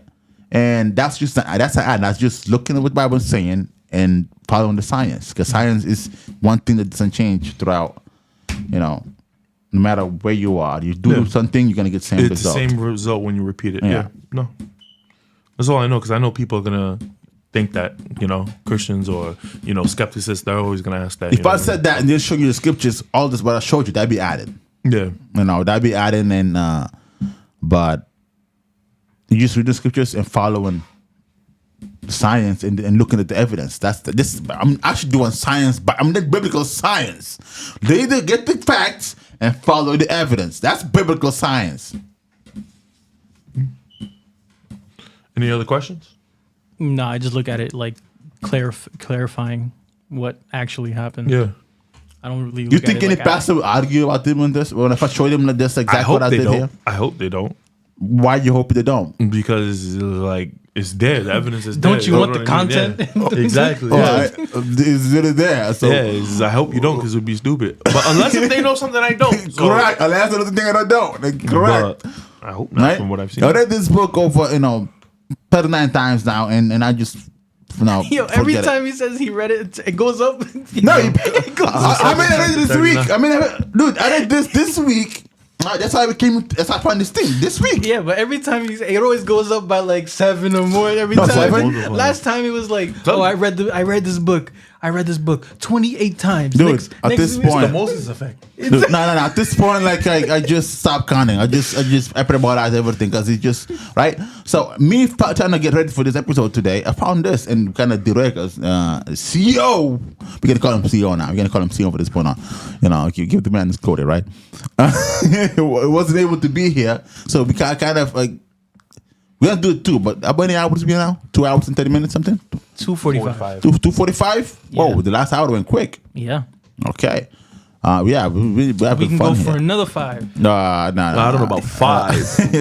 No. If you guys have any questions, I'll answer it. But if you don't, I think we just call it. This was a very good episode. No, I'm good. I'm fairly convinced that Moses did have that affliction. And I would like to say, if anybody out there wants to chat with the professor, just hit us up. We have a seat already. Show the chair. I'll clean it up. I'm waiting for someone to come here and sit and not challenge, but we're not in the business of challenging. Just have a talk discuss. with us. Let's talk. Anything Let's we don't know. podcast, man. Yeah, it's correct. Anything I don't know, fill us in, and anything we feel like if you capping, we push you back on it. It's just that easy. Nah, nothing. Or we can sit over there if you don't like to sit next to the professor because of my guns. All right. All right, folks. That's a good way to end it. Just keep that playing. Just keep it playing. Oh boy.